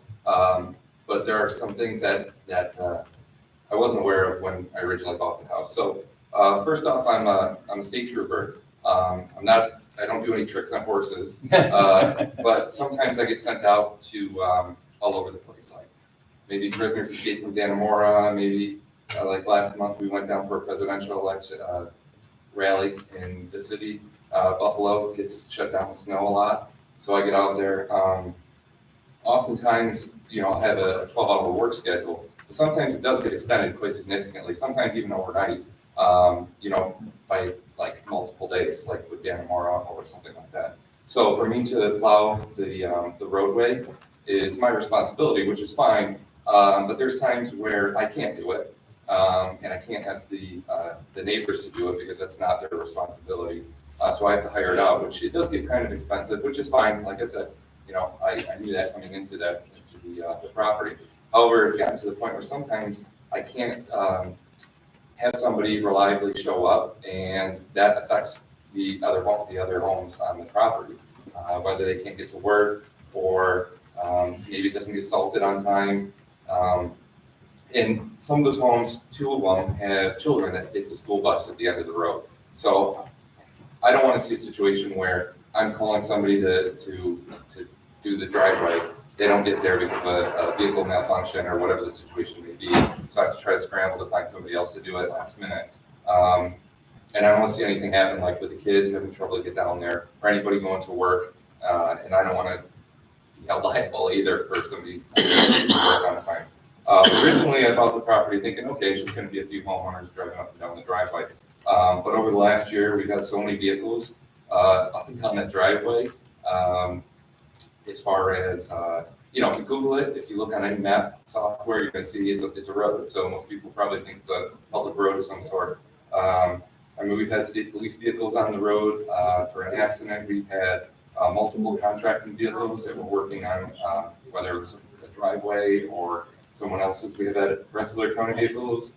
We've had a ton of vehicles up and down the roadway. And I'm a neighborly guy. I'm not telling anybody to kick rocks, get out of there. But it is my responsibility, and it makes me worry that if something happens in the winter and it's not plowed correctly, or maybe somebody starts sliding down because it wasn't de-iced, am I going to be held liable for maybe an accident on that roadway? Because it's a blind corner. I don't want to see myself get into a situation where I'm worried about my family or my neighbors or anybody in the community that may be stopping on that road to text or try to find directions and get into an accident where they slide back in and I'm liable for my home ownership, and I don't want to be sued essentially, So, I know I'm a new member to the community here. Me and my wife love it here. We're hoping to spend at least a decade in this area, or maybe longer. And I do appreciate everything in this town, and I'm looking to embed myself a little bit more in the community. I'll try to stay a little less long-winded here and wrap it up. If you guys have any questions for me or anything that may be concerns or anything that would maybe I can clarify, I'm happy to do so. This was, probably knows, Charlie Hewitt. Yeah. Charlie built a house up there. Of course, his brother Ray was at one of the other houses. It all kind of made sense, but now they're both dead. Usually we're quite quick saying, you bought the house, you understood what you got into. Yeah, it's all on me. I'll raise my hands and say it. I did visit with Tom and usually I chase everybody out of the office, but he's kind of a nice guy. So being a trooper doesn't influence it. But it's a short road up there. About 5/10 of a mile. 5/10 of a 5/100 mile? of a mile, sorry. And then you drive up it, and then your driveway's ahead, right? So you're just talking about that small section. Tracy explained that there's a whole procedure to go through, correct, Tom? Yeah, To take the road over. It gave Tom a packet to take a look at, so he's aware of that. But I think maybe the first thing is for you guys to take a look and see if there's any interest, right? That would be the normal step here. yeah, there is a process and normally, I mean, normally we wouldn't take a road unless I don't know what the road's like, he didn't really mention it. I'm sure it's not built to town specs. It's not paved. I don't know what like the DMV or DOT regulations are. I know that we've had like 18 wheelers on the roadway thinking that it's Hewitt Lane, not, Hewitt Drive. Another example of, okay, I'm gonna turn up this road. Well, it's not a public road, We have had one of my neighbors out of pocket, who's watching right now on YouTube. I think camera's up there. He out of pocket, figured out a little drainage issue because we were having some drainage issues. So we leveled it at one point. We fixed some drainage problems. We tried to update it as best we can. So I don't know if the DMV or DOT minimums are. Is it a through road? No. No, it's a one-way. How many residences are on it? So 1, 2, 3, 4 residences. Do they all use it? They all use it, yes. Some more than others, obviously. Some are their only means of egress, and one uses it kind of like a U-turn. So There's no consideration to a shared driveway agreement or anything? Well, I mean, the thing is originally they all signed their deed saying, they will have right of access to that roadway, I guess is what we're calling it, and it's going to be on my property is the one that's maintaining it. I'm kind of surprised. I think we're coming. The planning board usually, right, I mean, it's a shared driveway type thing. It's only 5/10 and then his driveway continues. If there's one on the left, a couple houses quickly. So I don't know how all these houses got off of that road. Has it ever been offered for dedication before to the town? I don't know. I couldn't say. I mean, I know the previous owners wanted to. I don't know what their pitch was on that or what the, I'm not sure. Yeah, I mean, I think the board knows that we do have situations where other people have come to us so One thing to, it'd be one thing if I said, hey, come plow my track. But that's not really the case. When I first bought the property, some of the neighbors actually brought it to me and encouraged me to bring it to the town. So by myself, I don't know if I would have said, yeah, I don't know, but with some of the support of the neighbors, I'm going to say, for what it's worth. I mean, it's not just me. Well, I think Phil, our supervisor, said that Tracy gave him the packet, so there is kind of a lot of paperwork. Yeah, right there. So, it's a town board decision ultimately. Well, we've had developments and all this stuff. It's not a highway by use? We don't maintain it. We don't have nothing to do with it. Highway by use is after so many years. You have to maintain it for the statutory period, then it becomes a road by use. Right. This sounds like we've never maintained it. That's interesting. No, not that I've seen the town highway on it before, just every once in a while, very infrequently, but usually, like I say, people park there. The town highway goes on it? No. Very infrequently. I've only seen like in the last year, only one vehicle, and that was from one of my neighbors who knows, I don't know what, most often I've seen like Rensselaer County. I'm thinking what's going on there is the water department. Maybe I'm wrong. Bill's still here. I mean, there's water out there. So maybe, I think sometimes the guys park, maybe when they're servicing the house. Yeah, that could be. They got town trucks too. I don't really know if it's highway. Ask Mike if he knows anything, because he's not paying attention. You know anything about trucks being on that road? I do. Like I said, I'm not trying to kick anybody out. We don't mind. As long as we have access out in and out, I'm not gonna ever kick anybody out of there, unless they're damaging property. But we've got contractors also, they're up and down, so. But it's crazy because you got Hewitt, you're Hewitt, what, Drive? Yeah, Hewitt Drive. And the other one's Hewitt Lane, and I know there's trailer trucks, because John Hewitt called me and said, can you put some kind of signs? Because I mean, my delivery trailer trucks get up where you live, Hey, if the town adopts it, we can name it whatever you guys want. You can name it Borg's awesome, I don't know. To me, it's kind of crazy because it's 5 tenths and there's houses on it, and why it wasn't a town road, I don't get it, you know. Charlie, you know, Charlie Ewan, I mean, he did pretty nice work, I mean, the road to me looks pretty The good. reason is he didn't want to bring it up to town specs. That's why. Yeah. That's the reason. What's that? He didn't want to bring up the town specs. Charlie. Turn it over. Yeah. Yeah, but how the hell did they get all these houses on it? We gotta look at the planning board. I'll have to start some Airbnbs or something. And all of that's not, I'll do that. All right, All right, very good, thank you. So, how does this work then? I don't know what the process or procedure is, if there's like some sort of vote or something, or. Not until all the. Yeah, you want to take a look. yeah, I wanna take a look and see what's That's fair. going on with the planning board, and these shared driveways, usually. So on your deed, you're saying you're in charge of maintaining. Yeah, I'm The charged actual with road. maintaining, which to me means I'm also liable for all that See, stuff. your deed says that? I don't know what the language is exactly, but it was explained to me by my lawyer. I've never seen that. Yeah. I think it was like, you have to, all the other properties have means of egress, and I own the property, it's my land, I guess.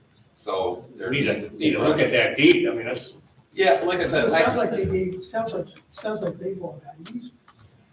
Yeah, they have the easement, but he owns property, that's about as far as they can go.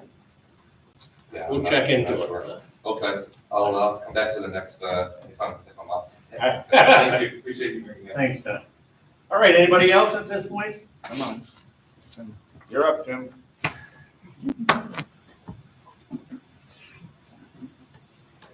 Hey, good evening, Jim Tashik, Brunswick Road. Okay.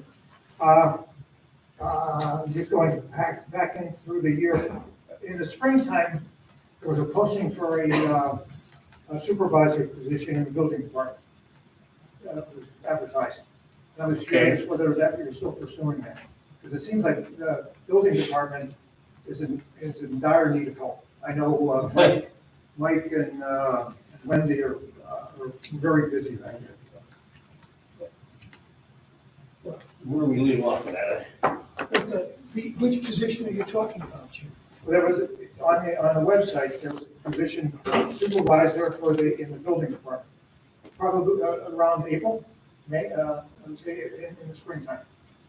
Yeah, I mean, I think that I think we did get, isn't that the one we just got one application for? I don't know. Yeah, I think there was one, we just got one application for, and we're still, I think it's still under So consideration. you're still pursuing that? Yeah. Okay, all right, I want to know. And also in the springtime, the website got a new look, right? And a purported overhaul. And I don't know how much of an overhaul there was. You know, I referred to the website before as a dog's breakfast. You remember that? I changed my animal metaphor. I'm saying now that thing was in such dilapidated condition, the website, that it was trying to make a silk purse out of a sow's ear. You know, it's just not going to work. Okay, and then what happened? The new improved website had a lot of bright colors to it and flashing announcements on the side, but not much else. And it was sort of like on all these bright things, are sort of like another porcine metaphor. It's like putting lipstick on a pig. It just, aside from those colors and these superficial things, there's just no improvement in there. For example, there's no search function. You can't search and find anything. Phil, there's a little bracket up there to put a search item in. I put your name in there. Uh-oh. Okay. There was one hit, and it directed me to a page that had your election term, from like January, what year to December, what year. That was it. That was the only mention for you. If nothing else, I'd be annoyed by that. Okay? I put in Brunswick Acres. Nothing came up. Nothing at all. Okay. And then on the home page, in red, there's a notice saying any broken link will be fixed soon. I don't know. Is this still being worked on? That website?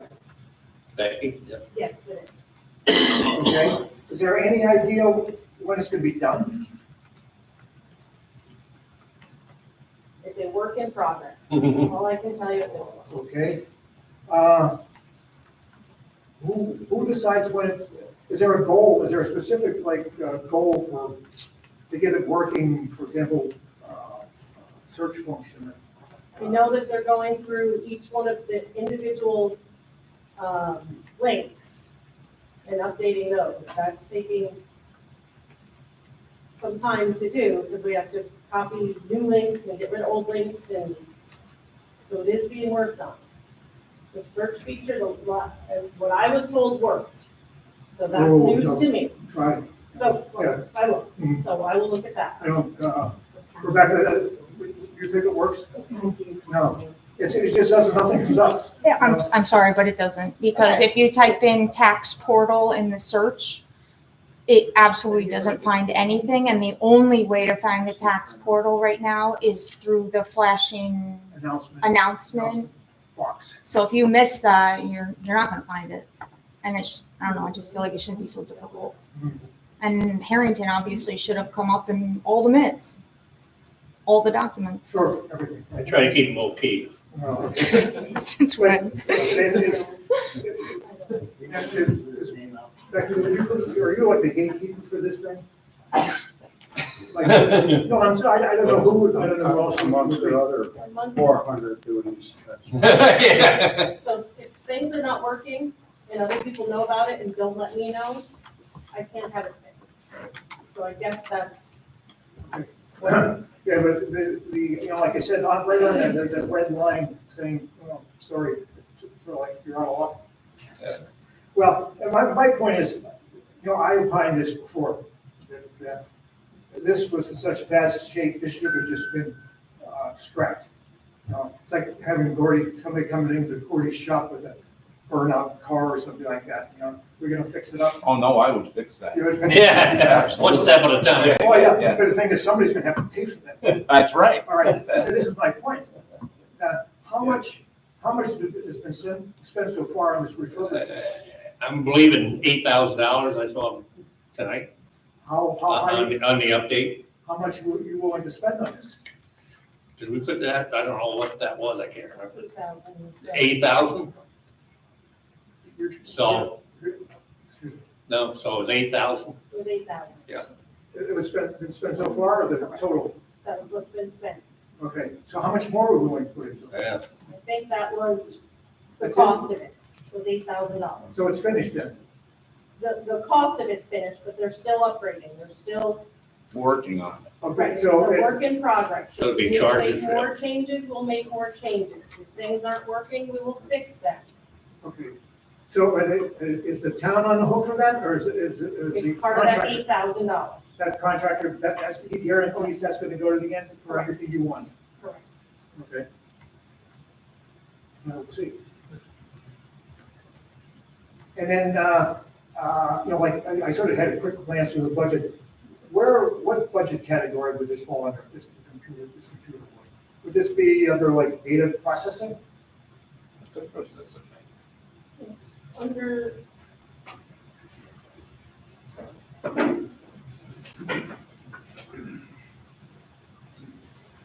Oh, Steve, It's doesn't under he have the to sign general one of the fund. contracts?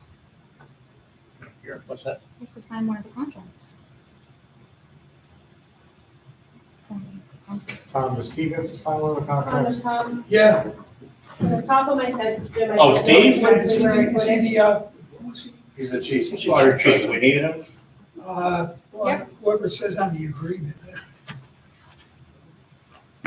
I didn't know, I mean, last few years, I don't know if they've been. Mark, you wanna go around again? Well, if he has to sign it, sure. Does he have to sign it? Tell him to hold up a second. You got it? Where is it? Oh, we'll be It's gone by under the time buildings they and do it. contractual services. It says In the president. general It's fund, president. is where that. Is it president? We got president. There we go. We got Okay, good. We'll get your signature. Better get him a comfortable chair. The last few years, we haven't been always doing it at the meeting. We do always. Well, do last it. year we forgot. It Sorry, was Jim. hard to collect everybody. So So right now, you spent $8,000. Yes. Right? It seems like the town clerk had something lined up for, on the order of like $2,000 for a Less than. brand new, properly working website. Sure did. Really? Sure did. Sure did. Last August, I gave a presentation. It was a brief presentation. Unfortunately, the minutes do not reflect my presentation. It literally says, August meeting, Rebecca Delgazo, Deputy Town Clerk, comma, blank. So I will fill you in. At 1 hour and 6 minutes on the YouTube video, I started my presentation offering a possible an alternative that also included unlimited texting notifications and everything. Initial charge was $549, and then it would be $1,100 after that to maintain it, and it would be on a contract. I was advised that by Mr. Chaffee that I would have to go out for RFPs because of the cost and that it should be in a contract. It's my understanding, though, that we're not in a contract with any company for the website. And the new website. How do you know all these facts? I do research. Just a minute and 6 seconds after? Because I've watched it so many times. Because I was like, where are the minutes? I was trying to find the minutes, trying to find just information on recent updates.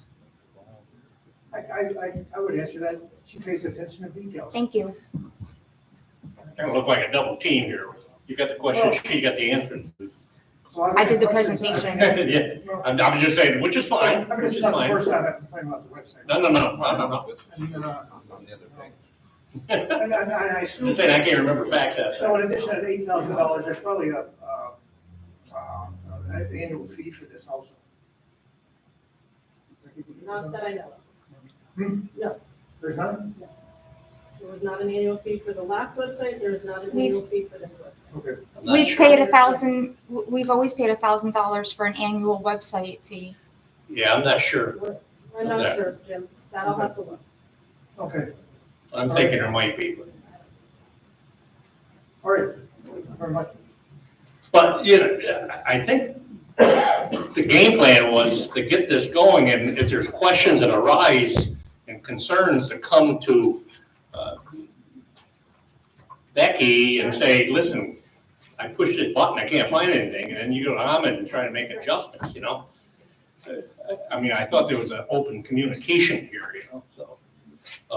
That was what I told the departments with the website, if they had concerns or things that we could do better, share them with her, and then we try to get it up to speed, so. Yeah, but that's not a directive to the public that we call. No. I mean, really. I'm just trying to get a website that works. Right. Okay, thanks, Jim. Thank you. All right, come on up, sir. Jason Delgazo, 22 FC Avenue, Shore. I have a question actually related to the RFP process. With an $8,000 charge, shouldn't that have gone out for an RFP? If so, where would that have been announced and when? It should have, if there was a, going to be a purchase, there normally would be a solicitation out. There may have been, this may have been the person that we've been giving all of the computer-related work to. Has there been, Just has that been put out for bid? Excuse me? Has that been put out for bid in the last, like, I mean, when was that put out for bid? I have That should no be put out for bid too, shouldn't it? I couldn't tell you. Shouldn't there be a set contract for how long this person should be in charge of this process? I know, you know, I work in state agencies, and every set term, we have to put stuff out for RFP for every little thing before we can assign, especially something with this amount of money. You know, plus, you know, have anybody done a security assessment on whatever server this is being hosted on? Because all I know is I just got another letter from a medical thing where they got hacked, and all of a sudden my information is out there. You know, what kind of server is this being put on? You know, I can't answer that question because I'm not the IT. No, I understand that, but I want to know, but I'm asking you about the RFP process, which you should be aware of, you're the lawyer. Right, and if Might fall into professional services. Excuse me? Might fall into professional services, I don't know. Yeah, it could. We'd have to, we'd have to So look. that was, I remember that meeting, and you told us specifically that to do this process, we would have to put this out for an RFP.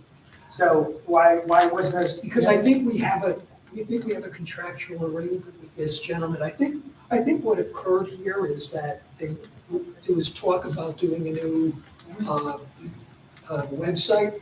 And I did tell the town clerk that yes, indeed, it had to go out for bid.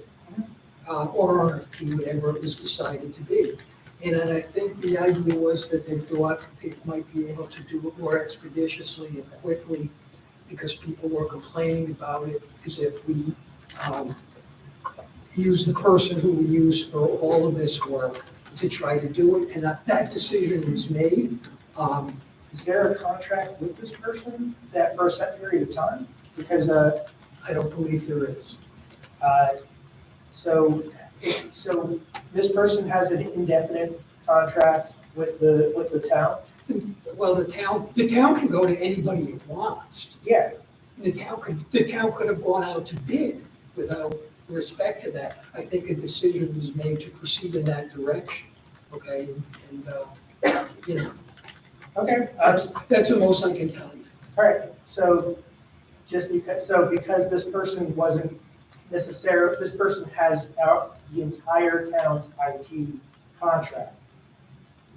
You could place anything with him and he could charge us whatever he wants. I mean, I don't know, I'm not a website expert, but, is what he's charging us $8,000 for commiserate with what you would get for an outside service that put together a website? I mean, shouldn't that have been put out for bid? Well, normally you would go out to bid for something like this. I think they were trying to come up with an alternative solution that they thought would work. And I was under the impression that it was working. Yeah, me too. Like I said, As you know, Jay, we have Ahmed, one gentleman that does our IT work, that pick up the telephone, and he's right down here in Hoosier Street, and he's here when things are broke down, and we've been with him, and he puts bills in, and they don't look out of line, and we always pay them. And I know they worked with Pat, and I asked Rebecca way back when to take a look at it and make some suggestions to feed in, and then, so the feeling was that he did the original one, that he could upgrade this, make it better. And I was being told that the new one's friendlier and faster and easier and all this stuff. Just because he's the IT guy though, why wasn't it considered going to a professional website creating firm? Not even talking about anything that Rebecca might have suggested, but, well, we can still do that. We go out. I thought I heard like 20, 25, 30,000 and put it out and start over with a brand new one. But I found a solution, Phil, it was less than 2,000. That was, I don't know. But I just think that, obviously it sounds like the town's already on hook for this $2,000. So what I'm being told, Rebecca's your wife. She's not That's happy. irrelevant. So what I'm hearing is, I'm just hearing, we've got this website up, we put it in, and I was told, and it showed it to me, and I'm not a website expert. I'm pretty good with his phone. I'm not as sharp as you guys in new generation. But I was being told by my staff that this was working, Supervisor, I'm not talking about. No, but I'm just saying. I'm talking about what. The total. Do we have somebody out there? I'm just saying, this is a shock to me all of a sudden. It's not good, Are we doing business with somebody that has the town's best interest in heart? That's what I'm trying to find out. That's what I told Ahmed, because he's been here, he's been very, very good to us, and he seems to have the best interest of Brunswick at heart, as we call him. And he goes down and does things. And Bill, you've had security issues with him, and he's come in and looked at it anyway. So. Yeah, Bill, what do you think? But whatever. Everybody kind of knows my opinion, and I'll keep it at that. Okay. Really? All right. Okay, so yeah. So the choice here is see whether we want to scrap this and then go over again or something? I'm more curious about his entire agreement you have with Ahmed as to do all our IT work. Is there a contract set up with rates? Or is this just, I mean, I would like to know if there is a contract. Let us know what you want to know, so, Yeah. okay, Okay, so I'm gonna ask for a copy of the contract that you have with Ahmed okay, for services. okay. Okay? I will put a request in. Thanks. Well, you just requested it. Yes, I know, but So, if you need a formal FOIL request or anything, I can do that. we're still friendly here. I No, I know, still like everybody. I like you. You're a great I guy. understand, I'm just trying to And make sure that. If Ahmed is not doing what your wife wants done, Well, I'll It's try not to about correct you, it. It's not what I Phil. want, that is what. Phil, take me out Okay, of the anybody else? conversation, please. Anybody else? Come on up, Mary Beth, right? Unnecessary. I started it, Jim? Come on, take it easy here. We understand where Mary we're at. Ellen Adams, 18 Cooper Avenue, New York. I missed last meeting, I read some things and I have comments, but I actually thought this meeting was last week and came to the planning board, but it worked out well because I got to talk to the solar guy on the way out. So I have a question for that, but I guess just in light of the conversation that just happened, Jim's been commenting about problems with the website for a while, so I don't think that's a surprise. No, that's And I correct. think I want to just separate whatever, I guess that's Rebecca's husband, I don't know. Yeah. But when questions come to you guys, you get very defensive. I heard two things said. I listened quite a while, but gee. But I heard you say there's not a contract for IT services, then I heard you say there is a contract. So I don't know who the guy is that does IT, but this is like an entity, like a business kind of thing, and I heard you say there needs to be an RFP or an RFA, whatever, request for whatever. We're gonna check into everything. We haven't done it, so if there's problems and we've paid a fair amount of money, does it not make sense to just put it out and say how much you want to pay? This guy, if he's a company, he can, what do you call it, respond to it, right? I mean, I hope there's a. He's been with us for years, he's been with us for years, okay, I know, but you know what? I know, That's don't, not don't, fair. don't forget the No, loyalty it's not. stuff, forget that, It's forget not that. loyalties, it's. No, I know, deliverables. we can bring somebody else in from out of He town. could possibly be in if he's got the deliverables, give him the Right, right. deliverables and the requirements. So I mean, I don't what, know who he is, I don't know where he is, but I'm just saying, it doesn't look good when you get conflicting stories when somebody asks a question. That, and I think it even looks worse when you say that's your wife and she's unhappy, when his question was just merely, oh, come on. what's the process? No, Are you, please, that's all I'm gonna say. are you gonna make a statement? You come up, let's stop this person. I don't want. Everything is so nasty. The world is so nasty. You want to address the board? Please come up with an issue, I with a did, question. I just heard that and. Okay, got it. You got anything else? I do, thank you. Thank you. Let's hear So it. I have topics that have come before, the traffic on Brunswick Street. And I looked at, okay, I'm sorry if that bothers you. How Wow. many times have we heard it? Traffic Well, on I Brunswick read Street. no, I'm going back to the comments that are from the last meeting, because I read the minutes, okay? And Mr. Bosteel gave an update on the synchronization of lights. And I came across this letter from DOT, and I just wanted, I don't know if you guys have read this. The study, the Brunswick Street study concluded the additional traffic generated by 737 Brunswick Road commercial development would negate any operational benefit coordination referring to the corridor prior to development. So, and I spoke to someone from DOT, and what that means is we can coordinate the lights, and there may be a benefit, but that benefit will be lost with increased traffic from the development. So, and it's from Mr. Tedesco at DOT, from, that's May 13th. So anyway, I just wanted to bring that to your attention. The speed humps, I think, are the only thing that's been on that list of 10 things from the study, and they've been very successful, I think. I don't know if anybody's had anything negative. You've got me nervous now. My mouth is dry, so I'm not going to talk well. So I live over on the other side, and I think in the study there was a mention of Mellon, Sickaway, and Coolidge. So I would just ask that there be a consideration for speed bumps, because that's another very big thoroughfare. And they like fly through the stop signs, guys, if somebody added more stop signs, but they fly, it's not really respected very well. Okay, so next, the comprehensive plan. The comment in the minutes was that there hasn't been a request from the planning board for help with the comprehensive plan or a new comprehensive plan, and it's a lot of money. So, it's not legally required to have a comprehensive plan, but I went back to, it's on ny.gov, Department of State, ny.gov, and they have a lot of information on it.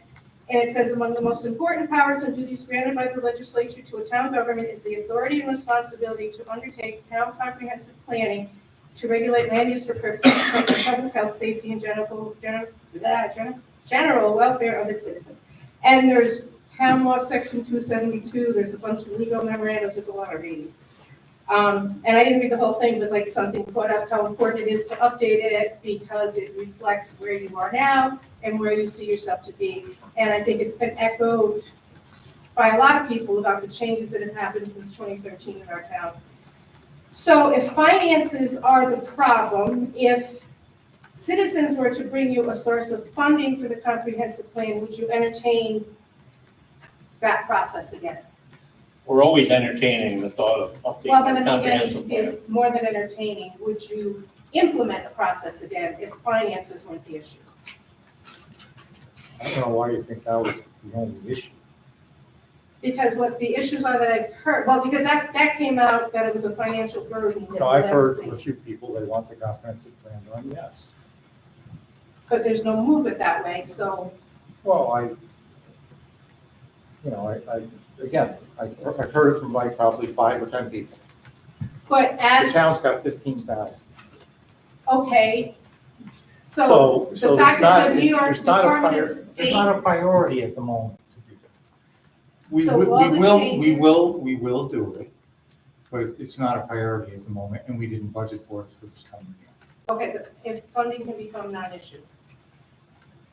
And it's not a It's budget. also a time issue, it's a priority issue.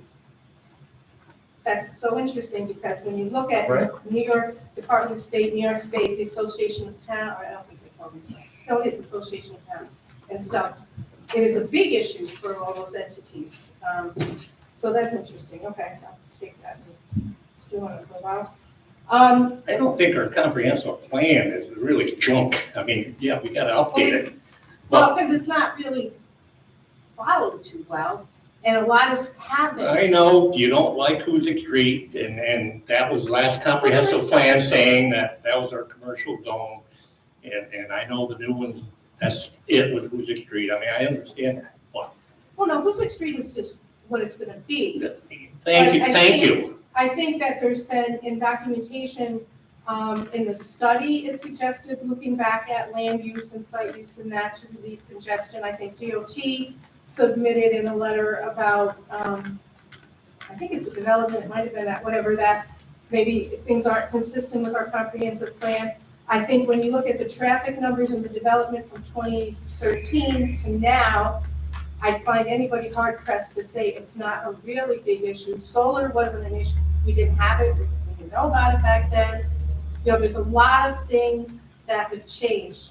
The nature of Brunswick has changed. So we have to change with it. We're not gonna fix Hoosick Street, but we have to manage it. And we have to manage the And I neighborhoods. think we're doing that, so. But the only thing we've done is speed humps. The buses didn't, no, it is. The buses don't wanna, I thought that was a recommendation. The buses We don't just did wanna a get big out of there and study. do stuff. Huh? We just did a big study. Right, and we're doing nothing It's- with it. My tax dollars paid for It's stuff. not us not Not our doing road. it. It's not our road. You understand, right? It's 6 to 8 months for the lights to be. But the to lights aren't gonna synchronize. do any good if that project happens, so I'm not even worried about it anymore. It is $10,000 of your money. We got $100,000 grant. They give us 90, it was 10,000 of your money to study it. But that 90,000 came from me anyway. Huh? That came, it's all taxpayer money, the government money is all Everything's taxed. Yeah, so it's just one hand. I like that you understand that, most people don't. No, it's all. You're better it's than all our most. money, I know. So on solar, when I was sitting at the planning board last week and listening to the gentleman, I just Googled solar solar risks, whatever, and it popped up 3 fires in different places in the state. So I guess my question is, and there was comments about like the fire departments weren't quite sure what to do. There is one fire department that did a lot of research on it. So as we contemplate these solar farms in different places, are we sure that our fire departments know how to manage fires? Like some of them have lithium batteries in them if they're storing power, some of them don't. But it's a big concern because when you read the articles from the fire companies that had to manage those fires, they were kind of like, oh my God, here we are. And so there's one place that I guess is that. The planning board usually refers all developments of any type actually to the fire department for response. Well, I just hope that, they, So, because it's new and it's not been anything we've encountered before. So let's see, I used to write, I can't write now, so now I can't read my notes. I think that's it. I don't think that people for the most part come up here adversarial unless they feel like somebody's not listening. And I am not trying to be adversarial at all. I have come up here and felt like my comments have been well received. I've come up here and felt like, well, I've been jumped on a couple times. I feel like anything that isn't exactly as you think it should be it's kind of like this back and forth and questioning. You are the leadership. You were elected, and I know you throw that back at us that I got reelected for 4 more years. But, and that's fine, but please listen to everybody and look at the. We listen to everybody, and you're right. If you don't like what we're doing, it's known as the election. And you're right, I throw it back at you. We get reelected, not me, the whole board. So a majority, listen, the majority of the people must be voting for us. And when I go to Stewart's, people are telling me it's a great town. You just heard about the Blacktop and Carroll Grove. This gentleman. Let's show you did by us. It's beautiful. Now I'm talking, you're interrupting me. We have this gentleman that was a trooper, told me that he lived all over states or countries or wherever. He just said he moved here. He loves the town of Brunswick. And I know where he lived. You look up. And I went the other night to a function, and Henry Zwack, his name is, was a judge. He said that his son just bought a house in Sickaway, looked at a house in North Greenbush, the same house, comparable value, and our taxes was so much better. He bought our house, or bought the house in Brunswick. And I saw him last night, and I said, tell your son his taxes not going up again. And when houses go for sale here, Mary Ellen, right? Oh, I know, They're sold the next day. Oh, yeah, I know, So the town of Brunswick is not coming unraveled, I think the point is that don't be complacent and think. Complacent, you think Route 7 being complacent? We're not complacent, I think you've got more oomph than you think you do. With who, the state? I think in a Good lot luck. of different directions. What's that? I think in a lot of different ways, I think there's more strength in a board than we necessarily see. So, More what? strength More strength in our board? in your board than you necessarily see reduced. So I would take advantage of that. You guys have all been there for a long time. You have a lot of knowledge, you have a lot of history, but same old doesn't work. It's not same old, same Okay, old. so, thank you. How can it be same old, same old? To be honest with you, I like the country to be same old, same old. Out in the rural side, I love it to be the same. This down here is not same old, so we're not all gonna agree on things, so. Hello. Now, I just got done asking this town clerk, or our new dog, I said, come on down, Vicky, this isn't Grafton, we all get along here, meetings are gonna be over in 30, didn't I? I said, this is wonderful, you won't see this Grafton fighting stuff. Well, now I'm gonna have to go start going to Grafton. See what this is like. Kim We Jackson. swore you in, you can't back out, I'm sorry. No, you're okay. Robert's Drive. And I was just coming up to follow up on some of the comments that Mr. Bonesteel made Okay. last meeting about how the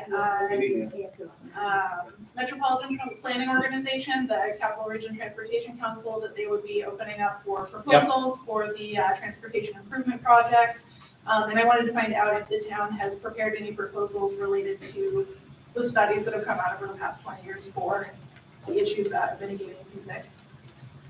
He called me the other day, and said it was time, he said the culvert, the roundabout, he said, I don't suggest going for that, because there's millions and millions of dollars.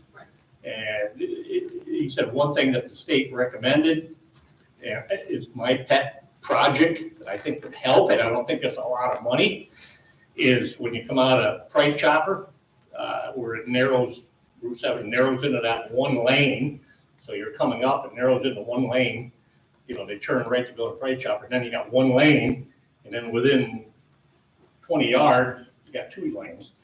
So as you know, over the years, when Taco Bell came in, part of the deal was we asked them, the developer, to give the state some more right-of-way there, and they did. So they got enough right-of-way. So I instructed Mr. Bonesteel to go after money for that intersection right there. So that's what he's going after. Okay, excellent, yeah, because I saw that the due date is in 3 weeks, so I just wanted to make sure that if there was anything they were gonna pursue. He did call me, and we are moving ahead on that. And then I know that for local governments, there's usually a match program that's required for that. And I'd asked about the budget public hearing last week. Is there an amount that we're going to be expected to put towards that project? He didn't mention that. But Okay, yeah, it's in the document from the. no, but program, yeah. I'm sorry, when he talked to me, he didn't mention how much it's gonna cost the matching and all that. Right, okay, But we're in good shape here financially, so, right. you know, we've got some reserve there if we need them, so. I'm not in favor of putting a dime to a state road. Okay. Just for your information. All right. Excellent. And are there any other projects out of those 10 that were proposed in the study from March that are also being considered outside of that expansion that we're going to be assigning to DOT? Say that again, I'm Are sorry. there any of those other projects that we're considering over the next fiscal year to take on? The sidewalks? I'm not sure. Some of those things that. The lights are supposed to be coordinated, we know that. Right, yeah, and I know that's a DOT project and that's, months out because they have their backlog of projects. Yeah. And I know some of the previous suggestions that have been made from previous studies was things like collector and connector roads, and whether or not the town is considering any of those options to help mitigate some more of those traffic mitigations in the neighborhood, because I know the speed humps that were put in, those were attached to the like Hannaford and all these development projects as opposed to this study, which has been recommending them for other areas. So I just didn't know if we had a plan to start implementing some of those that do fall on the town side that aren't about the roadway of Route 7. We talked about speed bumps on the other side. I looked at the condition of the roads over there. I'm not promising we're gonna pave them, but as you know, they put, what's that, gas lines in there, they're National Grid. I mean, that road all of a sudden tore up over there. I didn't wanna go in and do speed bumps and then pave it next year, So. Right, yeah, okay. That part of it, so. Excellent, yeah, We're just always kind of wanted looking. to see what the general plan was for the next year, because we're coming up on a year of having the study, and so I know there's a lot of anxiety about whether or not we're gonna get anything out of it, because from the prior study, the only real actionable thing that we got out of it was the sidewalks going up Route 7 a little bit further. The rest of the study implementation was not taken. So, yeah. Yeah, and just what I know people are concerned that all they're gonna get out of this one is sidewalks as well. So I just wanted to find out kind of what the plan there was. Yeah. And I wasn't gonna say anything about the website, because I know a lot got said, but. That's so you. So To here, be honest with you, this is the first I've heard that there's these questions, that's why I'm Right. worked up, because I instructed these ladies, the minute you hear something, get Ahmed in here and see if we can upgrade it and make it better. And this is the first I've heard it. I mean, I think it's difficult because then that's putting it kind of on the consumers of the product of the website as opposed to the staff who should be maintaining that website. I know in my own career, if we make a change to a website, we test it, we make sure that it does work. And I know that Brunswick is small, we only have so many staff, they're extremely busy with the day-to-day operations. But like the live stream right now, the link that says watch the live stream doesn't go anywhere. The YouTube link doesn't go anywhere. The Facebook link doesn't go anywhere. The Twitter link doesn't go anywhere. The search function doesn't work. And I know my personal experience is that I wanted to look at the budget last week ahead of the budget meeting. I said it was supposed to be online. It wasn't online. And when I called and spoke with a staff member, they let me know that there had been a problem uploading it, and that they were working on it. Okay. Uploading a document should not be a multi-day process. So I don't know specifically what happened there. I just know that that's the experience that happened. And I know that my previous experience with the website has also not been great. So I apologize if this is the first time you guys are hearing it. There's a lot of emotion about it, but I do think that finding out whether or not we have a contract and for what services and what that contract level looks like, and whether or not it is appropriate. So if it is $8,000 and this is the service we're getting, it's not great. The website looks like it was built in 2001. It's not up to date. It's not user friendly. It's not mobile optimized. You can look at it on your cell phone right now. The logo covers parts of it. There's just a lot of user issues with it. So I do think that it would be a good idea for the town to consider putting that on the list of priorities at some point, because it is our face to the public.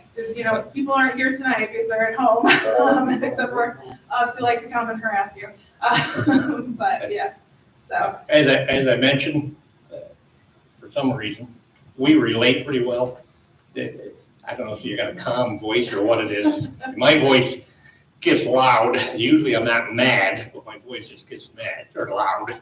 But I can relate, and I'm hearing it, so I understand. Yeah, no, absolutely. And I know that there's a lot of priorities on everybody's plate, and that, you can't take on everything all at once. And I do appreciate all the work that the staff here does, because we really do have an excellent staff in Brunswick.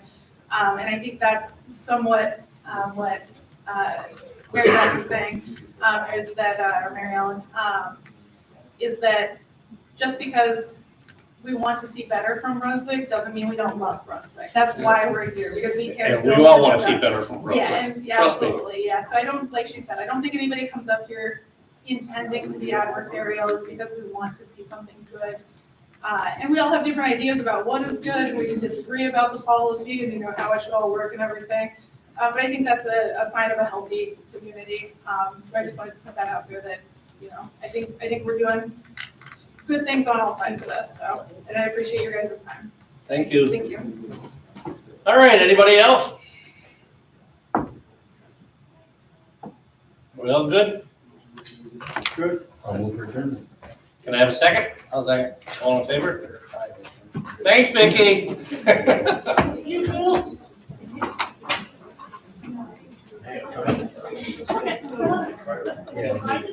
Oh, are they? We already signed. Thank you. Apparently I started that.